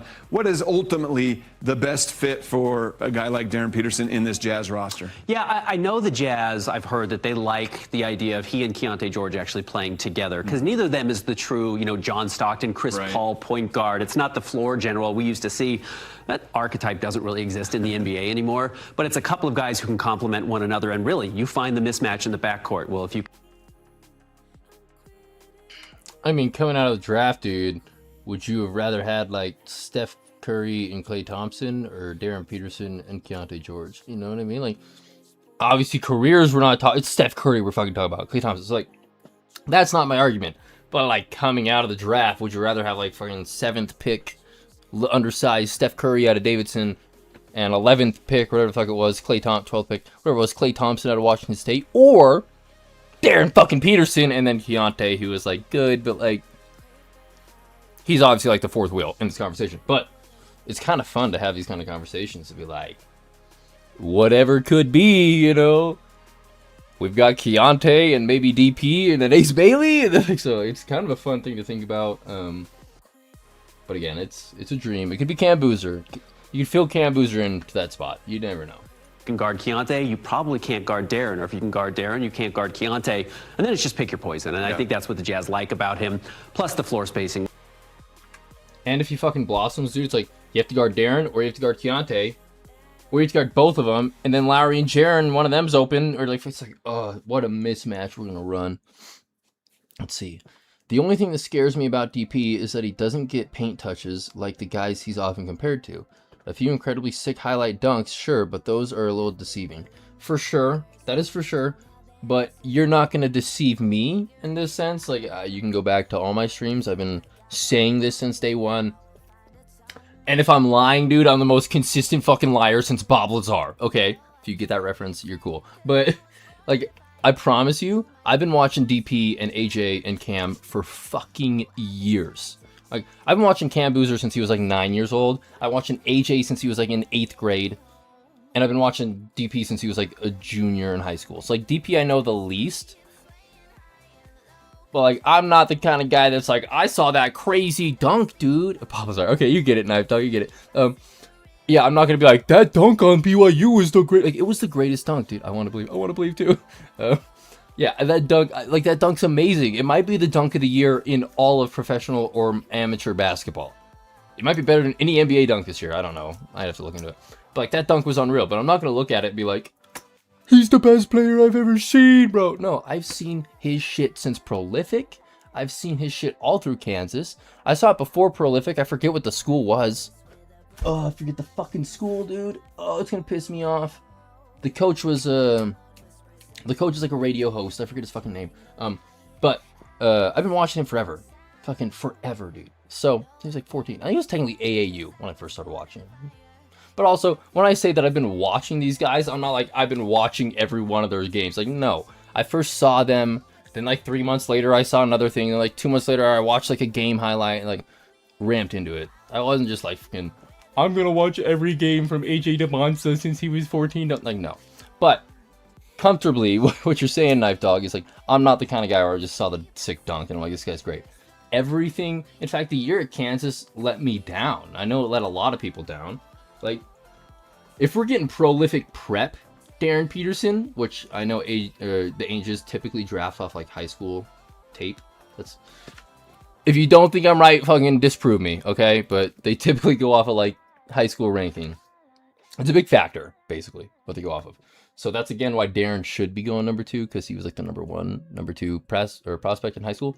But if you look at his prolific prep shit, if we're getting anything like that, because I forget the number. It was like 5-something assists he had his senior year of high school. I should look it up so I don't look like a fucking dumbass. But I know it's a higher number than the 2 whatever he got at Kansas. So if he's doing anything similar to like what he prolific prep Darren Peterson was, we're chilling. We're good, boys. We're all right. And again, worst case scenario, we get Cam Boozer. Oh, we got the next Tim Duncan. Oh no. Tim Duncan that can shoot. It's like, we shouldn't be sitting here complaining like I am, boys. But in general, yeah, DP's fucking amazing. He doesn't have to dunk it a single time in the NBA, Knife Dog. And I'm alright with it. I'm okay with it, bro. No problem. Now I figure we can watch the interview that he had with Lauren Green. I think this whole time he's probably sitting there going, A, this is the prettiest girl I've ever seen in my life. And B, I think she's going to be talking to me for the next 7 years. So this is a great life I live. I think that was his whole thought with this interview. I shouldn't say that, dude. I'm sure Lauren has an amazing husband and he's a great guy. I apologize. But she is a pretty girl. So I'm sure that's what he's thinking to himself. He's like, wait a minute. This is the Jazz. Maybe I want to go to the Jazz, dude. I don't know. Maybe the Wizards have a pretty reporter too, but yeah. So that was his whole thing, was with Lauren Green from NBA TV. Again, I don't know if it dropped today or like when it came out, but at some point this came out and we haven't seen it. So I figured we'd watch it tonight and then give our last opinion on DP, because again, it's most likely he ends up in our jersey. So like that jersey on that wall behind me, that Larry Markkinen in purple, it'll be replaced with a Darryn Peterson one, whatever the draft odds are, statistically speaking. So, but yeah, dude, we'll watch this whole thing. It's only like 2.5 minutes, so. But all the reports that I saw in the comments were like, he is a horrible interview. So I don't know. Maybe we'll get our opinion. I don't know. Right now, how are you feeling about getting ready for this draft? Super excited. Just something I worked for my whole life. So to be here, just a blessing. Yeah, and Bill Self called you one of the top players that he's ever recruited. What did that mean, kind of carrying that as a Jayhawk this season? It was crazy because he told me all the players he recruited, and I was like, for you to say that about me, it means a lot, but it just showed his belief in me. So I just had to answer the call with that all year. We know you've kind of recently discussed the cramping issues that were going on this season and the reasons why that was happening, with your baseline levels of creatine being a little higher than normal. Can you explain what that process was like and what it was also like to finally figure out what was going on? Definitely was a big question mark all year. But after the season, I was able to find my baseline and figured out that it was like normally already high. So that on top of the creatine I was taking at school just made my levels get unsafe, which made me experience some like the crampiness throughout the year. Yeah, and it seems like that was a scary moment, not knowing what was going on. I mean, how did you navigate just kind of your emotions and mentality, just dealing with the unknown at the moment? Just controlling what I can control. I did everything I could to be out there, and when I could, I was out there. So how have you taken that now, just to keep pushing and give you a new perspective as you get ready for the draft? Kind of trying to learn from it. I faced adversity for probably the first time, I say, on court ever in my life. Something I know I can handle now. How does your scoring ability, how do you think that's going to translate into the NBA? I mean, the league are great scorers, so I think I could probably fit in well with those guys. Not saying I can score like them, but like it's a scorers league, I think. There are a lot of people who give you some comparisons to people like Devin Booker. Is that something you would agree with? I don't really like the comparisons. Like, I just like to say like I'm me, but when people say that, I think I respect it. Are there any players that you watched growing up that you kind of have tried to emulate your game after? Not really. I watched a lot of LeBron growing up, and I can't really compare to that. He's 6'9", got 40 vertical and stuff, but like that was my favorite player growing up. What was it about LeBron? There's probably so many things. Yeah, a lot of stuff. But the biggest thing probably him being from Ohio. I'm from Ohio as well, so just an Ohioan. Well, this draft class, again, you're highly touted as one of the top prospects coming out of it. On draft night, what would it mean to have your name called at number 1? It means a lot, just like I said about it, just like the hard work growing up and dedicated my life to this, and I think it'd be more big for my family than me. Like wherever I go, I'm pleased. I'm just happy to get drafted. So. Very interesting, dude. Let's see, I do agree. I don't want to hear Cam Boozer talk. This draft should be DP or AJ. I mean, I don't disagree. Let's see. I don't want to. Yeah, if it's not DP or AJ, we riot. That's the whole report, dude. That's what we're talking about here. Frankly, Cam Boozer's cool. I've been saying Cam Boozer's cool, dog, but I don't know, bro. I don't know, dude. It's got to be DP or AJ. It's got to. Imagine telling us in January 2025 that we were getting Ace and DP. LMAO. I used to pray for times like these. Knife Dog, you have no idea, dude. I don't know if Caden, if you're there, somebody that I know in person can vouch for me here. Like, all I care about, and this isn't going to change now that the Jazz aren't in the lottery and shit. Draft prospects is like what I fucking love. It's always something that I've like cared about. So I've been looking and watching these guys for years.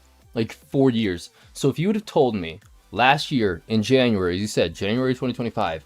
In fact, let's even push it a little farther. Let's say it's the beginning of that college season. So like Cooper Flag, AJ, or 8, Cooper, Ace, Dylan, all them. It's the start of their college year. If you would have came up to me and said, hey, bro, in 2 years' time, you're going to have Ace and you're going to have either AJ or Darryn Peterson, I would have either A, said we fucking suck so bad that we got the #1 best odds ever. basically what I would have thought is that we had the number 1 and the number 2 pick. Because Ace was going to go 2 at the beginning of the year. Everybody's like, Ace is the number 2 pick for sure.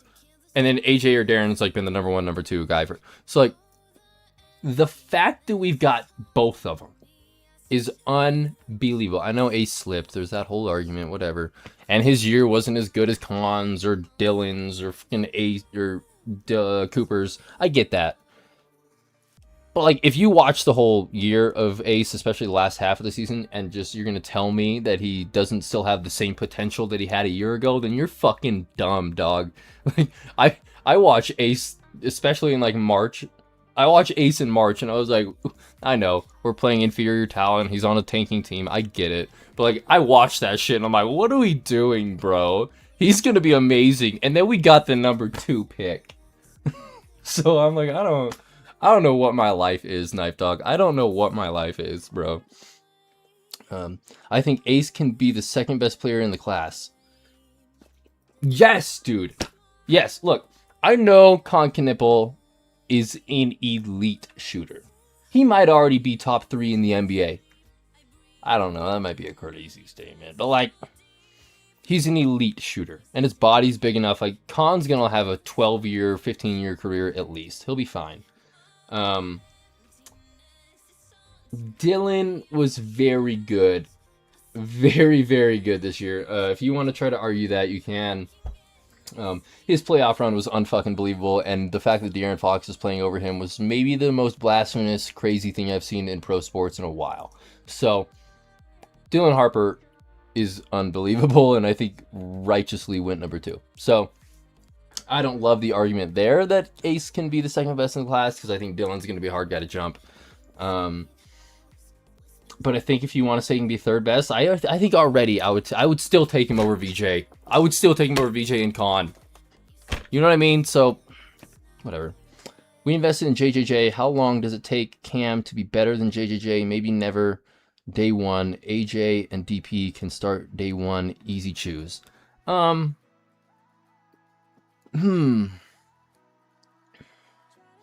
don't disagree with you, dude. It's just, I'm pro take best player available no matter what. And I don't think trading for JJJ, re-signing Lowry, re-upping Walker, potentially re-upping Keontae, I don't think any of those fucking things should matter to you when you're drafting 2nd overall. If you think Cam Boozer's the best, bro, take Cam Boozer number 2. If you think it's Caleb Wilson or Darius Acuff, one of those guys, trade down, preferably. But like, if you think Cam Boozer is the second first best player in the draft and you want to take him at 2, who am I to argue? I didn't play high school basketball. Surely didn't play college. Definitely didn't play NBA. I've never done anything in the NBA at all. Danny Ainge knows what the fuck he's doing. Austin Ainge knows what the fuck he's doing. So if they take Cam at 2, I'm not going to sit here and be like, and like run around and be like, we're ending the stream, dude. This is so dumb. I'm going to burn my jerseys. Like, I will be pumped, dude. I'll be like, dude, Tim Duncan. As I said, Tim Duncan that can shoot. Let's go. Like, I'll be so pumped. But, yeah, I'm not going to be like, oh, no, dude. We traded for Darryn. That means we certainly can't take Cam or Caleb. So, like, what are we going to do? Like, it has to be DP. Like, that's not their mindset at all. Their mindset is, who's the fucking best player on our board? Take that guy. That's what they're going to do. So, I love Darryn. I love all that. But also, he's making 50-something million a year, and Lowry's about to make 50-something million a year. So, love you, boys. But if they think Cam Boozer on a rookie scale contract for the next 4 years, and then signing him for whatever it is, which would be less than either of these guys now, if they think that's the route, who am I to argue? I'm not going to argue. I trust the boys. But if I was running the team, Cam Boozer would be an absolute afterthought. You know what I mean? It's like, if we're talking about potential, which I think you should be going off of potential, with the second pick, you're not going like, who's the safest pick? If you're thinking like that, fucking, like, let me know in the comments your argument here. But if you're picking 1, 2, 3, 4, 5 in any draft, let alone a generational draft, you're not going to be like, yeah, but this guy's like for sure going to be like a one-time all-star. You know what I mean? You got to take that guy. No. These two guys might be the greatest player of all time. You take that guy. That's the guy you take. And if you take him and he isn't good, you're all right. If you take the other guy and the other two guys become fucking amazing, you get fired. So that's not how you operate. You don't operate like, oh, but we already have 2 forwards. If he's the best fucking player, you take him. Look at the Golden State Warriors, for example. They had Monte Ellis and fucking... Who am I forgetting here? It was Monte and who? Remind me. Baron Davis was there, but that wasn't like... It was somebody else. I can't remember who it was. It was Monte Ellis and somebody. And they're like, you can't take another guard. And they're like, fucking watch me, dog. And they took Wardell Stephen Curry. How'd that work out for him? They ended up shipping Monte Ellis, where was it? New York, I think, is where they shipped him to. Doesn't matter.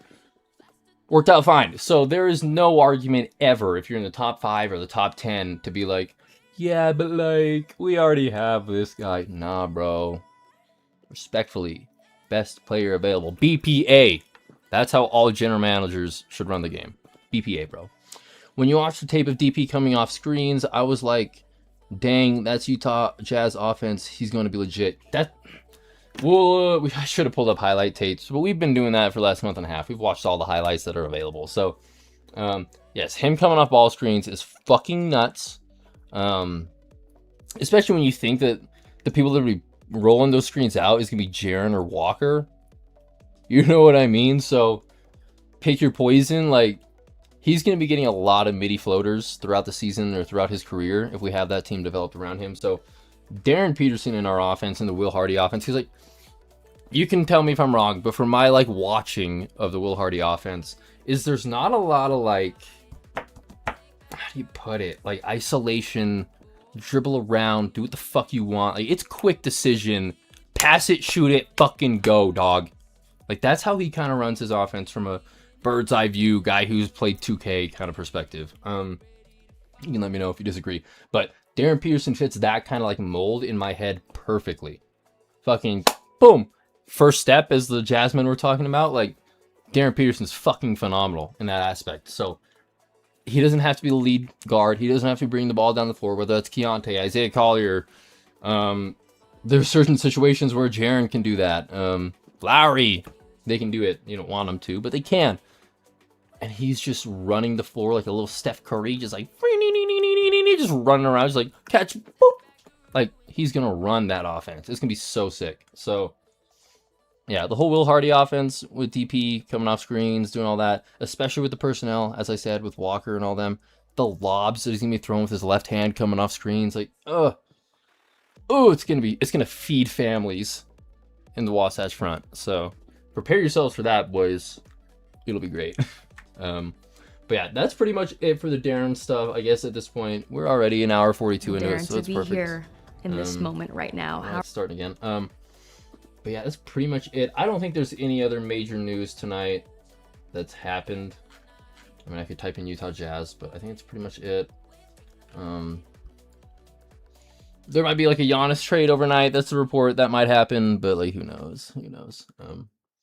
But yeah, that's pretty much it for my Darryn coverage. But as I've said, I don't think it is the last of it, because I think there's a really good chance that he ends up being the pick of 2. So I would not expect that right there to be my last coverage or last opinions on Darryn. As I said when we wrapped up the AJ portion of the stream, I'll still be covering these guys on Tuesday before the draft and after the draft and all that. But if we draft Darryn, I can't imagine I talk about AJ very much unless we're playing Washington. So the same kind of applies here with Darryn. It's just far less likely because I think we're going to take him and I'm going to be talking about Darryn Peterson for the rest of my life. So that's what's likely here. But for the time being and potentially forever, this is going to be the last general Darryn Peterson coverage. So was good coverage, I think. Again, we've watched like every highlight tape and every interview and everything that's possible that's come out from Darryn or AJ or Cam from the last month and a half. So we're not lacking the coverage on these boys. But yeah, dude, that'll be it on the coverage for him for now. Again, I don't think there's anything on Twitter tonight. There's back and forth stuff. Leave Tuline's been talking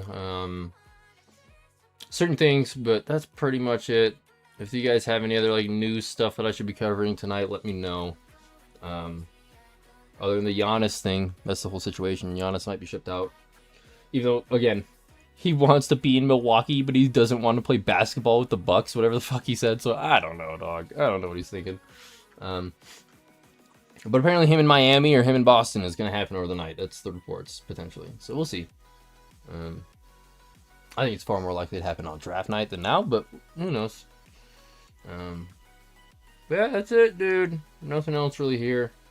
We'll do our nightly shout-outs. Obviously, the CJ McCollum re-signed with the Hawks today. And then what else happened today by Shams? Oh yeah, the Aaron Wiggins trade. What was the? I know it was 2 seconds is what Caden said, but what exactly was it? Atlanta's 2030 second round pick and the least favorable of the Hawks Lakers pick in 2032. So like, okay, so basically nothing. Nice, good for Oklahoma City. Good for them. But yeah, dude, that's it. We're gonna call her quits. I don't think I have anything else pulled up that I wanted to look at. Oh, we did want to go over the DraftKings odds. As of right now, it's pretty much stayed the same compared to yesterday. It might have gone up by like 25 points for AJ or Darryn, but it's pretty much the same. AJ's at a minus 425, Darren's at a plus 300 to go 1. And then going 2, Darren's at a minus 140, which I think was minus 150 or 160 yesterday. So that's changed. That's a little worrisome if you're in the Darryn Peterson camp. And I think Cam Boozer was also like plus 200 or plus 190. So he's gone up a little bit too. So the margins have gotten closer for the Cam Boozer argument. So those that have been worried like me that Cam might be going 1 and we might pass up on Darryn, the hope is still alive in that sense, dude, because DraftKings believes it. They've got AJ going plus 450 to number 2 overall. That's solely just if he doesn't go 1. If he goes 1, then obviously we can't get him. But if he doesn't go 1, I think it's probably like a minus 7 million that he goes number 2. So that's just dependent on obviously him going 1. But that's it. Nothing else crazy. Caleb Wilson's a plus 4,000. So if you're a betting man, it looks like Caleb Wilson will not be going number 2 overall, which is a good thing. We've been discussing Cam Boozer, Darryn, and AJ. But I don't really love the plus 180 for Cam Boozer going 2. Again, I'm not a betting man, dude. I should preface, I don't make bets. Unless it's like Prize Picks. I do use Prize Picks. But other than that, dude, like I'm not a big bettor. I don't know these kind of spreads like this very well. But I just know numbers, dude. I know how it works, generally. So, it looks like we're getting Darryn. I mean, but again, that margin is far closer than I'd like it to be. So, who knows? That's it. That's it at this point. Sunday night, Monday morning, whatever it is. That's the odds. We'll see what they look like tomorrow, and then we will pull it back up before and after, or before the draft Tuesday. Not after. It'd be fucking pointless to pull up the odds after. But before the draft on Tuesday, we'll be pulling up and seeing what the final odds are. Because I expect if anything's going to happen, and if Darryn Peterson's going 1 overall, or if Cam's going 2, you're going to see these odds change probably midday Tuesday is when it would happen. So, unless a report comes out tomorrow. You never know. But in general, these lines should stay the same on tomorrow's stream. They might fluctuate a little bit like they did last night compared to now. But in general, if these are going to change, it'll be Tuesday. So expect before the draft, when we're covering all that stuff. Maybe these odds change due to a little Paolo Banchero moment. I don't know. But yeah, we're at an hour 48. We're going to call it quits there. We're going to do our nightly shout out. In fact, I did look at this. The consensus picks from the NBA.com that they have right here. They did 10 mock drafts, or like 10 whatever. And 10 of the 10 had AJ DeBonsa going number 1 overall. 8 of the 10 had Darryn Peterson going number 2 overall. 8 of the mocks had Cam Boozer going 3 overall. 8 of the 10 had Caleb Wilson going 4. 8 of the 10 had Keaton Wagler going 5. And then it just trickles down from there. So, if you're a mock draft believer, it looks like 100% AJ Bonsa is going 1. And then DP and Cam are all pretty projected to go 2 and 3 in that same order. But I don't know, man. It's just NBA.com. I don't know consensus mock drafts to that degree. But that's pretty much it. We'll do our nightly shout-outs, and then we will do my nightly shout-out on my own stuff, and then we'll call it quits, boys. First channel we're going to shout out tonight is, of course, the Jazzmen. They're great dudes. If you guys have not seen the Jazzmen's channel, I highly recommend giving them a follow. They are on Apple Podcasts, Spotify, Instagram, TikTok, and X.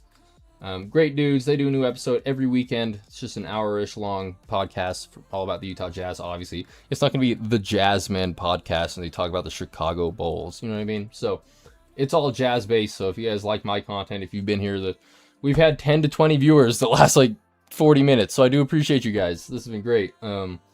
If you're liking any of my content at all, Jazzmen are just as good, if not better. So definitely give them a follow. But just the three guys, Spencer, Javin, and Jake. They're really good dudes. We'll play a little bit of it, obviously.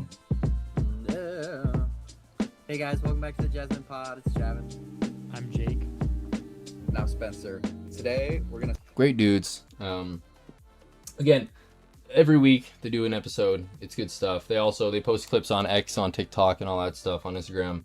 It's a good follow. They're kind of like trivia based, kind of game based podcast. So it's a lot of stuff you can comment on and interact with. Last week there was they give freeze frames of certain moments in Jazz history. So one of them was the freeze frame of when Ricky Rubio got pushed out of bounds by Jeff Teague. And I think broke his shoulder. Something happened. I can't remember what it was. So it was a freeze frame of that. It's what play was this? And it's incorrect. It was the Jeff Teague. So they do fun little things like that. They're interactive. So I definitely recommend giving them a follow on, again, every single social media out there, unless it's Blue Sky or True Social or any of that stuff. All the main ones, they're available. So give the Jasmine a follow. Nothing more I can say. They weren't here tonight. Spencer wasn't here tonight, but also I don't expect anybody to ever be here ever. So, but I do appreciate you rewatching, Spencer. I know you definitely are. If you've made it this far, you're my man, dude. Shout out to Spencer. Next shout out, we'll do a little more than 2 tonight. We'll do Hoops Nerd, just because Hoops Nerd, he's almost at 12K. So shout out to Hoops Nerd. I don't know if my 14 viewers right now are not subbed to Hoops Nerd, but go over there, I guess. He just did a video or an interview with Tony Jones last night, so I highly recommend giving that a listen. Tony Jones is a stud. He used to be insider for the Jazz with the Athletic, and then they shipped him to Philly this year. So, but he still has all of his sources and connections with the Jazz. So everything he says in this hour-long episode is fucking great. So I recommend going and watching that over on the Hoops Nerd channel. Good stuff. Next, we'll do the Salt City Hoops. They did a new episode yesterday. I didn't watch it yet. But yeah, Salt City Hoops, just another podcast they do pretty much every week or so. It's a good listen. I don't know the guy personally, like I know the other guys, but he seems like a cool dude. Good listen. So shout out to Salt City Hoops. Jackpotting around. These guys are on Twitter. Art Cummings and Chad Lowe. They're great dudes. I've never commented or interacted on their stuff, but I do follow them. I do see their stuff. So good dudes. At Jackpotting around. It's just, again, every week or so, hour and a half long, Jazz content. So give them a listen if you have not already. But at Jackpotting around, good stuff. And that's pretty much it. We'll do Wraith, dude. Wraith uploaded a new video today, so shout out to Wraith. At Wraith Hoops. If you're not following Wraith, he's one of the OG Jazz YouTubers. He's been doing this for 2 or 3 years now. So if you're not subbed to Wraith, there was that. Sorry, slight caveat, but I do believe for the most part, spoiler. Yeah, Wraith's a good dude. At Wraith Hoops. I think he's on Twitter too. I don't know. In fact, he's probably got it here. He is on Instagram and Twitter. So Cole's a good dude. Wraith Hoops. Give him a follow. And then that's pretty much it. We will do our last shout out of the goats themselves, T-Talk. They were in here all night pretty much. So I appreciate you, Ty. They're great dudes. They do an episode every week. Whether it's them, like they did the first episode, or this week it was just them, or they do interview-based stuff with a Wizards fan or a Thunder fan. So every week, as Ty said, I should be specific here, they will be doing a podcast-based episode like this. Instead of doing it every week from here on, they will be doing it every 2 weeks, but they will be doing a live stream on the week in between, and potentially 2 a week is what he said, 2 or more than 1 a week. So expect episodes every bi-weekly by T-Talk, and then streams bi-weekly from T-Talk. So that'll be good. Give them a follow. They are on everything as well. They're on Apple Podcasts, Spotify, TikTok, Instagram, X. Give them a follow at T-Talk Jazz Podcast. They're great dudes. I do appreciate the support from them and the Jazzmen. They've been here pretty much from the beginning, so they're great guys. I imagine at some point we'll catch them at a Jazz game or something. So who knows? The future is bright with the boys. But yeah, give them a follow. Always good stuff. They will be live streaming the draft. So again, follow them there. That'll be their first live stream. So give them a little bit of like leeway. Don't expect it to be like amazing. I'm sure it will be amazing. What the fuck am I saying? But like if there's a little audio glitch or something happens, don't just be mad in the comments. Like, it's their first stream, so let them figure it out draft night. But it should be amazing. So follow them there. Give them a watch on draft night. I don't know when exactly they'll be going live, but at some point. And then again, as I said with the Jazzmen, they'll be going live from the Southtown draft party. So I don't know what player's going to be there. There's going to be jazz dancers, all that kind of stuff. So if you want to see what that's going to be like, go over to the Jazzmen podcast. That'll be live Tuesday. So shout out to them. Shout out to Jazzmen. Shout out to T-Talk. I appreciate you guys. But that'll pretty much be it there. We're going to wrap it up. We're at an hour 55, so it'll make it a 2-hour stream. That'll be perfect for us. But yeah. Oh, we're at 101, dude. Get another sub. I appreciate you. Yeah. If you guys watched the stream up until this point, I do appreciate you. I hope you had a good time. We do this nightly, or 6 days a week is what I'll say. You know, there's normally one of the nights, whether it's like a Friday or a Saturday, I tend to miss just to catch up on sleep kind of shit. But in general, we're streaming every night. And this is not just draft-based stuff. The moment we draft this guy, I'm still going to stream 6 days a week. All through Summer League, all through that. I did a little caveat, like, I may not do it every single night and like from like August till September, just because like there's not a lot going on. But all the way through July for sure, and then from October throughout the whole season, pretty much every night we'll be live. So if you did like any of the content, I do appreciate hitting that subscribe button. Again, I don't know if it's going to be 30-minute live streams every night or if it may be 2.5 hours like we may do tonight. But in general, content daily. Shorts, highlights from the streams and stuff I try to upload as often as I can. I've lacked a little bit the last week, but in general, I try to put like stream highlights and stuff out there. So if you miss the whole stream, you'll get like, you know, a 1-minute clip kind of thing that's like entertaining, I guess. But like also I suck at short form content. I fucking suck at it. So if you can find out a way, let me know to like make these horizontal videos into a vertical format without like making me in frame, but then I'm like not in frame, but you know what I mean? It's really tough. So if you know how to do that, let me know. But so with that in mind, I apologize for my short form content, but it is just highlights that you can watch. So if you do miss the general live streams and you don't want to watch 2 hours of my fucking rambling, the shorts will be available for you. But yeah, so give that sub. It's always appreciated. Smash the like button. The like goes a really long way. The streams that get the most likes for sure get the most views. So that goes a long way. I appreciate it. And then the comment, dude, we've been doing this since draft night, and tonight and tomorrow's the last night that we're going to be able to do it. So please, if you have not already commented this, let me know. Who do you think and who do you want the Jazz to draft? That's your question. It can be 2 answers. It can be 1 answer. Again, I keep using the example. If you want us to draft AJ and you think we'll draft AJ, you can just say AJ, and that could be your answer for both. But if you want us to draft Darryn, but you think we'll draft AJ, I'll need 2 answers from you, buddy. You know what I mean? So leave that down in the comments below. That's what we've been doing since draft night. So just a little interactive, whatever. Let me know. I want to know what people think.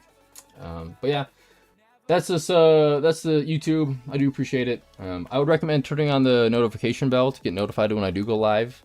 But the only problem with that is that YouTube doesn't always notify you. It's kind of a fucking problem. So I recommend going over to the Twitter, baby, or the X. That is linked down below in the description. You can follow me there and then turn on the notification bell there because you will always get notified whenever I post, the moment I post. And again, I post my live links the moment I go live.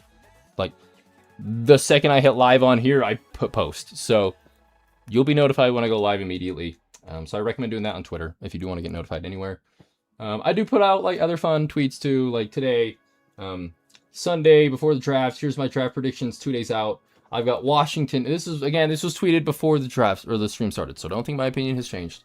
I have Washington taking AJ DeBonsa 1, Utah taking Darryn Peterson 2, Memphis taking Cam Boozer 3, Chicago taking Caleb Wilson 4, and then the Kings trading up with the Clippers to select Darius Acuff at 5. That's my top 5 prediction 2 days out. It changes again. Friday, I did the same thing, and Friday night, my thought was that Darryn went 1 and AJ went 2. So it's changed in 2 days. Who knows what it looks like Tuesday? But that is the general tweets that I do. Obviously, I'm getting T-Talk and the boys shout-outs and retweets. So if you guys know any like Jazz traders and stuff that I should be tweeting out and supporting, let me know. Shout out CJ Miles, the GOAT himself. And again, earlier, like Ty was saying, dude, if you find my shit entertaining, dude, go to the replies on my Twitter. I go off. See, y'all not getting AJ, the Wiz not gonna gift you the best player in the draft. I agree with you, brother. I don't dog. I don't disagree with you. But I do disagree that he's the best player in the draft. That I disagree with, brother. I appreciate you jumping in here at the end of the stream at the 2-hour mark to give me a fun little, like, kind of hateful, little diggy kind of comment. But, like, brother, you can go back through all my shit since draft day. And, in fact, you go back and somehow ask people that I've been talking to for the last 2 years. I'm pretty sure Darryn Peterson's the best player in the draft, and I have stuck to that. Now, would I maybe prefer AJ on my team for the sense of, like, popularity reasons?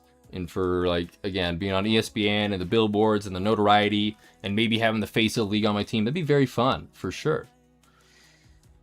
But, bro, Darryn Peterson's might very well be the best player. As I said, in this modern NBA, it is a guard-run league. And what are the best guards that run the league? The combo guards. And what are the best combo guards? The ones that can shoot. And what about the ones that can shoot? The ones that can defend. All of it is Darryn Peterson. Oh, talk about the fact that he's 6'6". So you can have fun with AJ DeBonsa. He's a good kid. Washington's going to love him. If we get him, it'll be sick. But I am not frowning that we got Darryn Peterson on my team. Oh, he fits perfectly, and he's going to be a superstar. Oh, sorry, dog. I don't know what reaction you wanted to get out of me, but you're not going to get it, brother. DP. Let's go. I don't even know how to fuck to say your name. I apologize, brother. Menike Matthias. DP. Jazz, if they want AJ, light pick Caleb. I don't know what you mean, Star Triple. But AJ will be great. Jazz need media love, especially with how good our team is. I agree. Yeah, it's like, it's the whole idea is like, we were the best team in the league with Donovan Mitchell and Rudy Gobert. We had the best regular season record. And I think ESPN probably talked about us like 3 times throughout the regular season. So like, it'd be nice. Not that I like am a little baby and a little, I want attention, but it'd be kind of cool to open up the app and be like, oh, Stephen A. Smith talked about the Jazz for 20 minutes. Like, that'd be kind of cool. So, I don't know. I think that'd be the only like real benefit with AJ over DP is like that kind of shit. But DP's a fucking silent assassin. So, whatever, bro. I don't care. I don't care what my player's personality is like when he's holding the finals MVP trophy. He could be mute for all the fuck I care, dude. I don't know. But like DP is the best player for sure. I was not keen after binging all his tape. I would be so fucking stoked. Yeah, dude. For sure. I'm even coming around to Boozer. I think he may be Rookie of the Year with his solid, consistent numbers if you translate. Yeah, man. I've been talking. I think Cam Boozer's an absolute stud. There's no argument about that. As I've said, I think 2 or 3 times tonight. Oh, no. Worst case scenario is my team drafts Tim Duncan with a 3. Oh, no. That's the worst case scenario. I think there's a realistic possibility. You can get mad at me if you want. I think there's a really realistic possibility that all 3 of these guys end up in the Hall of Fame. Which is nuts. But like, I do feel pretty confidently about that. Like, if I'm going to bet on any 3 guys in any draft ever, it'd be these 3 right now. So that's the argument there. So I'm not going to be like, oh no, Cam Booster. Like, anything can happen and I'll be happy with whatever. But the Rookie of the Year argument, I think only matters if he's in Memphis. I think if he's in Washington or Utah, I don't think he's going to get the touches or the usage that you would want him to. Maybe in Washington a little more than Utah, but in general, I don't think he'd be Rookie of the Year with our franchise. But in Memphis, he might be runaway Rookie of the Year. So, your argument's there. Many Matthias. Your point is there, brother. DP shot 44% from the field. AJ shot 51%. Oh, no! Oh, no! You're telling me? Oh, no! AJ, fucking, I don't give a shit, dude. I don't give a fucking shit. We are picking these guys off of best player available. We're taking them off of what they're going to be in 7 years, dog. Oh no, the 6'9" wing shot a better field goal percentage than the fucking guard in Bill Self's offense that played half of the fucking game. Like, enjoy your argument, bro. I don't know. Miss me with that shit, dog. It's whatever. As a Jazz fan, I couldn't be more stoked to be having Darryn Peterson or Cam Boozer. I'm glad you got AJ. Like, if you get AJ, like, that'll be sweet. I think AJ's going to thrive over there. He's going to be the face of the league at some point. It's going to be awesome for their fans. They deserve it. They haven't had shit since 1979. Frankly, they haven't had shit. So, like, good for you, but, like, have you watched Darryn Peterson at all the last 3 years? At all? Can you imagine him next to Keontae George throwing lobs to Lowry and Jaren with fucking Walker to clean up his defensive inefficiencies behind him? Oh, come on, dude. If you thought fucking Donovan Mitchell and Rudy Gobert fed families, oh. Let's go. I appreciate it. Many K, you have to let me know how to say your name, dude.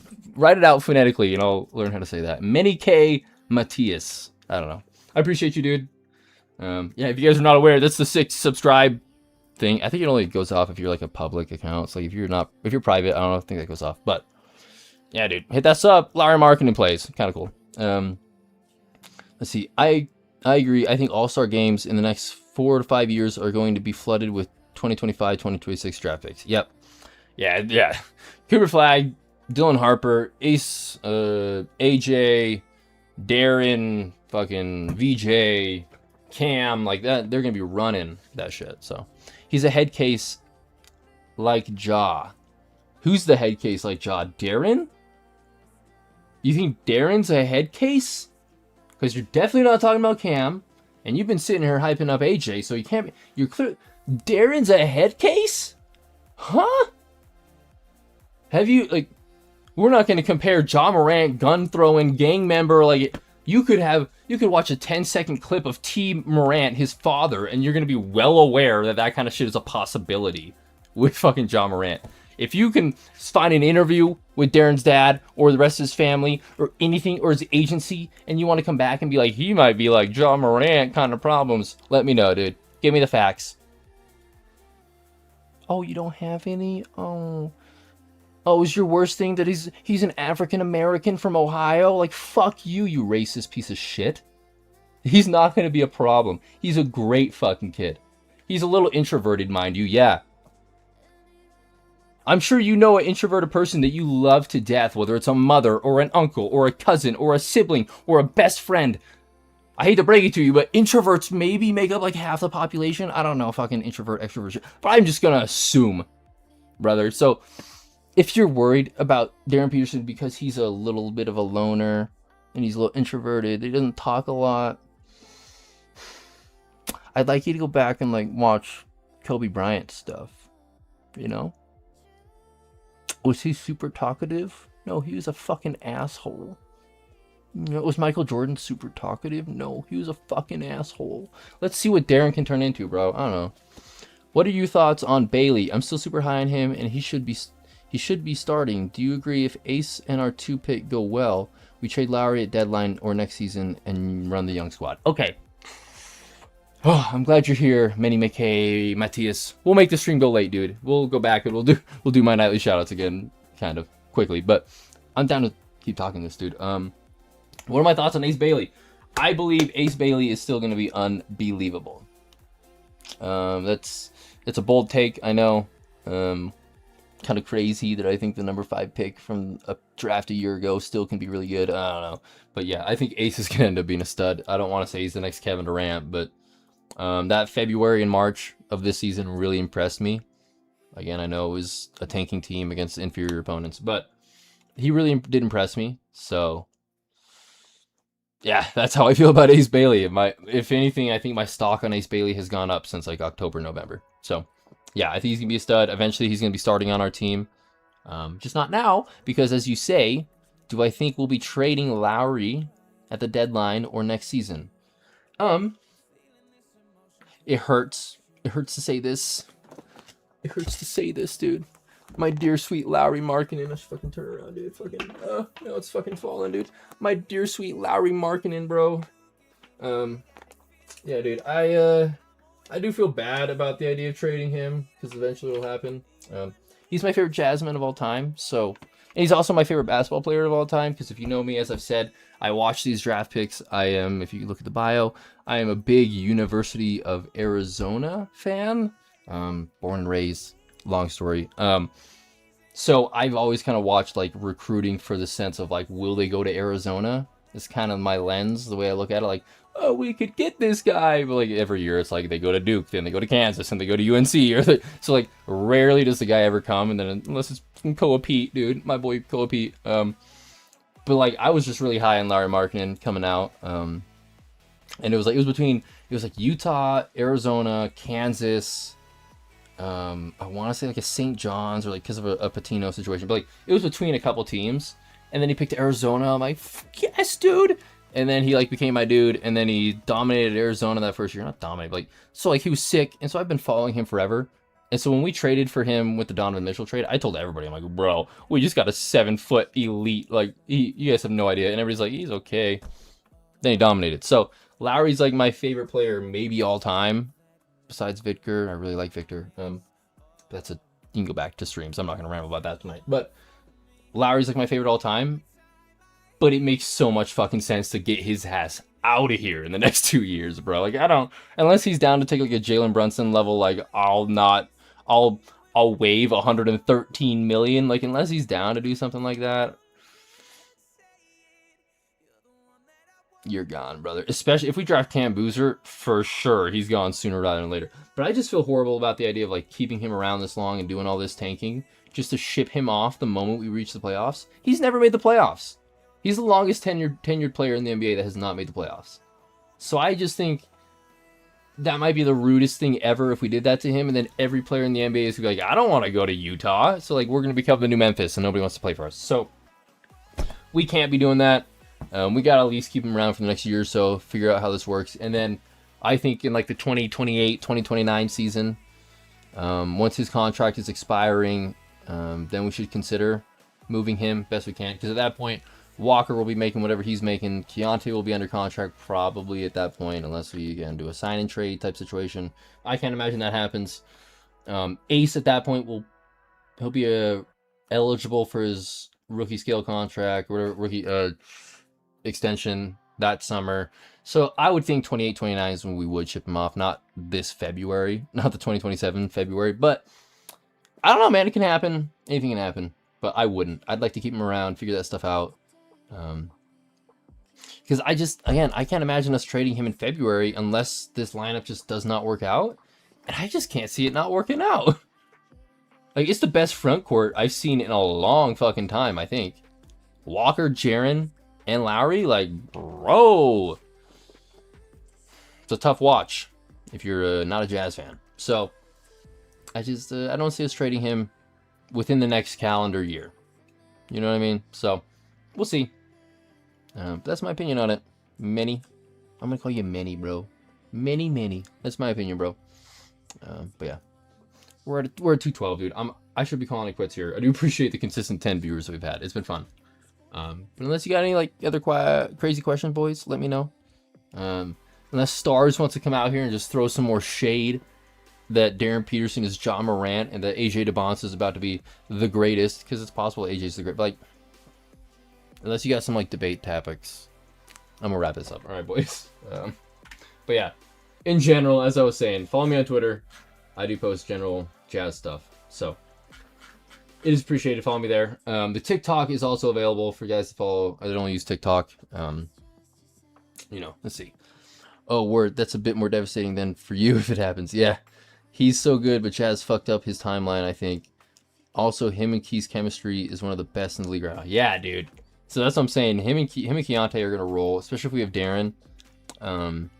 I just can't see us moving off Lowry as quick as some people want us to. I know his contract's big, but like our other guys aren't making anything. So, like, I know Walker's about to get paid here, but I don't know if you're aware. Like, prior to this Walker Kessler situation, our third highest paid player is Ace Bailey at like 9 million or 11 million, or the fuck it is, dog. So, whatever. Many fine, dude. Hell yeah, dude. Peace out, bro. I'll be back. I appreciate you, Manny. Have a good night, dude. Or morning, or day, whatever it is. Thanks for hopping in, bro. I appreciate the sub, dude. I do appreciate it. But yeah, back to it. TikTok. I have all these socials linked down below. I just have them mainly because like I want other people to have like different olive branches or whatever the fuck it's called to like see my content on other stuff. So if you did appreciate my stuff on YouTube here, all my links for my other socials are down below. So again, Twitter, TikTok. TikTok is just at this point stream highlights. So if you sub to me on YouTube, you're gonna get them on my YouTube Shorts, the same exact video on YouTube Shorts. So it's not gonna be any new content for you on TikTok. But if you are a big TikTok user, I do recommend following me there. I do appreciate it. And then I would pull up my Instagram, but I don't have it here. My Instagram is also linked in the description, but I am trying to be super fucking specific, okay? I'm going to keep hammering this, and because this is the most viewers we've had, I also imagine it's probably going to get the most views. That's how it goes. So, caveat, everybody is here at the 2 hour and 15 minute mark. Caveat, with my Instagram, it is not just jazz content, okay? My YouTube is only jazz. My Twitter is only jazz. My TikTok is only jazz. My Instagram is not fucking that. So, again, I wanted to make it to where, like, people that don't use TikTok or don't use Twitter, they have an ability to watch me on a different social media. But the problem is my Instagram is, like, my Instagram, you know what I mean? So, like, I talk about, like, general stuff. It's, like, not just jazz. It's, like, other sports and fucking political and religious and fucking scientific. Like, I just have and funny reels. Like, my Instagram is not jazz only. So, if you do follow me there, I do appreciate it, but don't expect that kind of stuff. And again, I should give a fair warning. I hope what I say here is not going to make people not watch my streams going forward, because I know where I live and I know the whole situation. But just know I won't be talking about this stuff on jazz streams or anything. So, but I am going to give you the fair warning at the end of the streams every night if you do look at my Instagram. Everything is very clearly labeled. Whatever you click on is not going to surprise you. You're not going to click on my, like, religious certain videos and be like, oh, he's talking about Blue's Clues. Like, it's very clearly labeled, like, what I talk about in those specific highlights or videos on my Instagram is there. But I'm going to be clear to you. I know it's going to make people mad, certain jazz audience. When it comes to, like, me as a person on my Instagram, I will warn you. Politically, I am a left-leaning, not left, but left-leaning independent. And religiously, I am agnostic. I'm not atheist, but I'm also not Christian. So, with that information going forward, if you do look at my Instagram, anything, click on all those topics with that in mind. Okay? Like, I think religion is kind of funny to me, and I'm also not a huge fan of the guy that's in office right now. So, with that information, click on what you want to click on. I don't want to offend a certain audience. But, again, Instagram is there if you don't use any other socials. But just walk on that beach knowing it's hot as fuck sometimes. Don't put on some shoes before you walk that beach. That's my warning. But, yeah, I appreciate you guys. Thanks for hanging out. It's been a good stream. Not been my longest, but it has been my most viewed, my most consistent. We did reach, at a certain point tonight, 19 viewers. We didn't hit the 20 mark, but it does not matter. But because before tonight, our max was 9 viewers. So, not only did we double our peak viewership, we plus 1 on that. So, I appreciate you guys. Good night, good stream. As I've said, we do this every night, except for, like, 1 day a week. Pretty much nightly. But that's it, dude. Good shit. Again, if anybody's got any last comments, do let me know now. But that'll be it. We'll call it quits. Again, I know it was like 20 minutes ago, but shout out T-Talk. Shout out Jasmine. They're going to be streaming on Tuesday. They're great guys. So, give them all a follow. You know how it goes. But yeah, that will be it. I appreciate all the new viewership. Once again, smash like. If you're watching on Twitter, I know you can't interact with the video or the stream as... You know, you're not logged into your account, do all that stuff. So if you are watching on Twitter, again, follow. I do appreciate it. But smash that like so I know that you're watching. And smash that retweet. That's probably the best thing you can do for me. I think retweeting my stream link is probably better than smashing the like or the subscribe button itself on YouTube. So do what you want with that info. But I do appreciate you. Yeah. Have a good night, guys, or morning, whatever it is. We'll be back tomorrow. Yeah. That'll be it. We'll be talking Cam Boozer and company tomorrow. So Cam Boozer and from Caleb Wilson and Acuff and all that, whatever. But yeah, it'll be fun. It'll be a good next 48 hours to kind of figure out what we've got going for us for the future.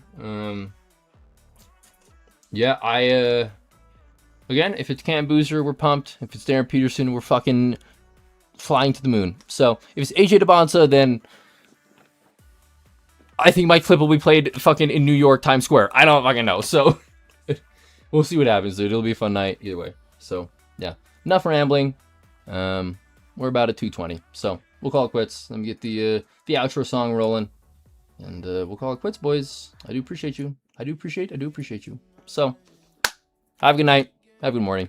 I keep rambling. Whatever. Mwah. Once again, if you guys have any like cool like jazz merch websites that you think I should like get some more jazz merch, send it my way, dude. I need more jazz shit. So whatever. Have a good night, boys.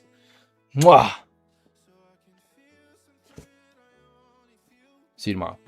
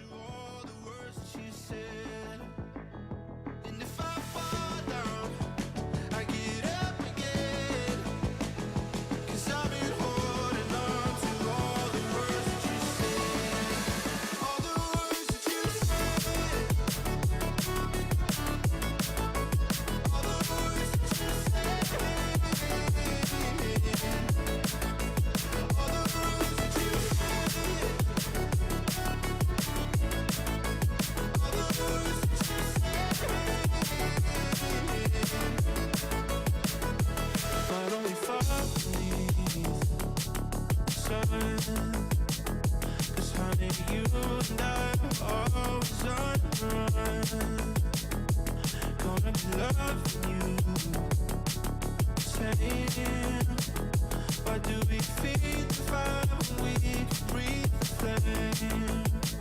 So let me hold you till the end, 'cause I've been holding on to all the words that you said.